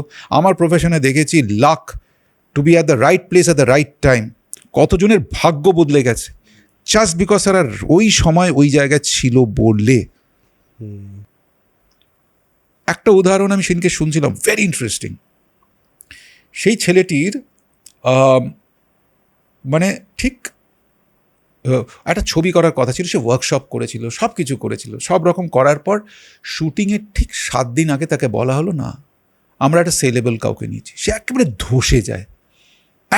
ধসে যায়, সে কান্নাকাটি শুরু করে দেয় বাড়িতে এসে, ডিপ্রেশন, বাড়িতে পড়ে আছে 2 দিন 4 দিন, স্নান করছে না, শুয়ে আছে, ফ্যানের দিকে তাকিয়ে আছে, সুইসাইডাল থটস করছে। ঠিক তার 5 দিন বাদে একটা ফোন পায়, ফ্রি আছো ভাই? বলে আছি, আগামী 1.5 মাস দিতে পারবো, চলে এসো। সেটা দারুণ সিরিজে পেয়ে গেল। ওই ছবিটা ফ্লপ করলো যে ছবিতে বাদ দিয়ে দিয়েছিল, এই সিরিজটা ওকে একেবারে তুঙ্গে পৌঁছে দিল। And that is luck. আমার মনে হয় জীবনের সবারই একটা পয়েন্ট আসে, which is a high point, যেখানে লাকটা ফেভার করে। এরকম অনেকগুলো পয়েন্ট আসতে পারে, কিন্তু আমার মনে হয় ধরো যখন লাক ফেভার করবে, এই আইডিয়াটা যদি আমার মাথায় থাকে যে হ্যাঁ একদিন না একদিন লাক আমাকে দেবে, আমার ভাগ্য আমাকে সাথ দেবে, কিন্তু তার আগে তুমি যেটা বললে, তার আগে আমি ওই সুযোগটা আমি পাবো, তার আগে আমি কি নিজেকে যথেষ্ট প্রিপেয়ার করলাম? কারণ সুযোগ তো আমি পাবোই, যদি আমি খুব মন দিয়ে খুব করি, তাহলে একবার না একবার আমার লাক তো চমকাবেই। এটা পৃথিবীর প্রত্যেকটা মানুষের ক্ষেত্রেই হয়। কিন্তু সেক্ষেত্রে এটা খুব ইম্পর্ট্যান্ট যে আমি আমার মনের যত্ন নিলাম ঠিক করে, আমার যদি আমাকে আর্ট করতে হয়, শরীরের যত্ন নিলাম ঠিক করে, যেটা তুমিও বলছিলে একটু আগে ওই সেবিকার কথায়, মানে কেয়ার গিভারের কথায়। তো এটা তো বটেই, ওইখানেও ট্রেনিংটা খুব ইম্পর্টেন্ট। দেখো, লাকের সংজ্ঞা আমার কাছে হচ্ছে অপরচুনিটি মিটস প্রিপারেশন। ঠিক। অর্থাৎ আমাকে প্রিপেয়ার থাকতে হবে। আমি সৈনিক, আমার বল্লমে রোজ ধার দিতে হবে, তলবারে রোজ ধার দিতে হবে, তলবার বিদ্যা, অসিবিদ্যা, বল্লম সব কিছু, এই বিদ্যাগুলো রোজ ঝালিয়ে নিতে হবে। কখন কি যুদ্ধে ডাকবে তার জন্য কি অপেক্ষা করবো? আচ্ছা যুদ্ধে ডাকলে তবে না হয় তলোয়ারটা বার করবো, তারপর শান দেবো, তারপর প্র্যাকটিস করবো, তা তো নয়। আমাকে তো তৈরি থাকতে হবে, নাহলে তো মারা যাবো। ঠিক। সেই আমাকে we are soldiers of life, আমাদের এই ফাইটের জন্য রেডি থাকতে হবে। আর তুমি খেলার জগতেই দেখো না, তারা কি ওয়ার্ল্ড কাপ জেতার পর ম্যাক্সিমাম একদিন অফ নেয়, একদিন বাদ দিয়ে তারপর থেকে আবার ট্রেনিং। তখন কি হয়, রেকুপারেশন, কোথায় কোথায় চোট লেগেছে তার জন্য রেকুপারেটিভ ট্রেনিং করে আস্তে আস্তে মেইন ট্রেনিং। তারা কি বলে যায়, ভাই আমি ওয়ার্ল্ড কাপ জিতে গেছি, আমি আর অনুশীলন করবো না, I am the greatest of all, আমি ম্যান অফ দ্য ম্যাচ পেয়ে গেছি, ম্যান অফ দ্য সিরিজ পেয়ে গেছি, highest goal scorer of all time পেয়ে গেছি। আজকে ক্রিস্টিয়ানো রোনাল্ডো সব কিছু পাওয়ার পর আজও তুমি দেখবে দিনে 3 ঘন্টা করে প্র্যাকটিস করে। Messi, one of the most gifted footballers in the history of mankind, তিনি রোজ 2 ঘন্টা থেকে 3 ঘন্টা অনুশীলন করেন। ওনার মতো গিফটেড, ওনার মতো ট্যালেন্টেড মানুষ যদি রোজ 2 থেকে 3 ঘন্টা অনুশীলন করেন, তাহলে আমরা কে? সত্যিই তাই। আমাদের তো অনুশীলনটা করতে হবে, আমাদের আরো অনেক বেশি করতে হবে, অনেক বেশি করতে হবে। 2-3 ঘন্টা করলে হয় হয়তো, আমাদের তো 4-5 ঘন্টা 10 ঘন্টা করতে হবে, অনেক বেশি করতে হবে। তো আমি এদের কাছ থেকে শিখবো না? ঠিক। আরেকটা ব্যাপারও আছে, সেটা হলো যে ট্রেনিংয়ের ক্ষেত্রে অনেকের ক্ষেত্রে আমি দেখেছি তারা ঠিক লোক অনেক সময় পেয়ে যায়, যে যার কাছ থেকে সে মানে ঠিক গুরু পেয়ে যায়। আবার বেশ কিছু লোক আছে অনেকটা জীবন তাকে ঘুরিয়ে ঘুরিয়ে ওই গুরুর মতোই শেখায়, কিন্তু তার একটু সময় লাগে। এটাও কিন্তু সত্যি। খুব ভালো বলেছো। হ্যাঁ, অনেক সময় লাইফ তোমার গুরু হয়ে যায়, হ্যাঁ, অনেক সময় প্রকৃত গুরু পাওয়া যায়, একদম, সেটাও ভাগ্য।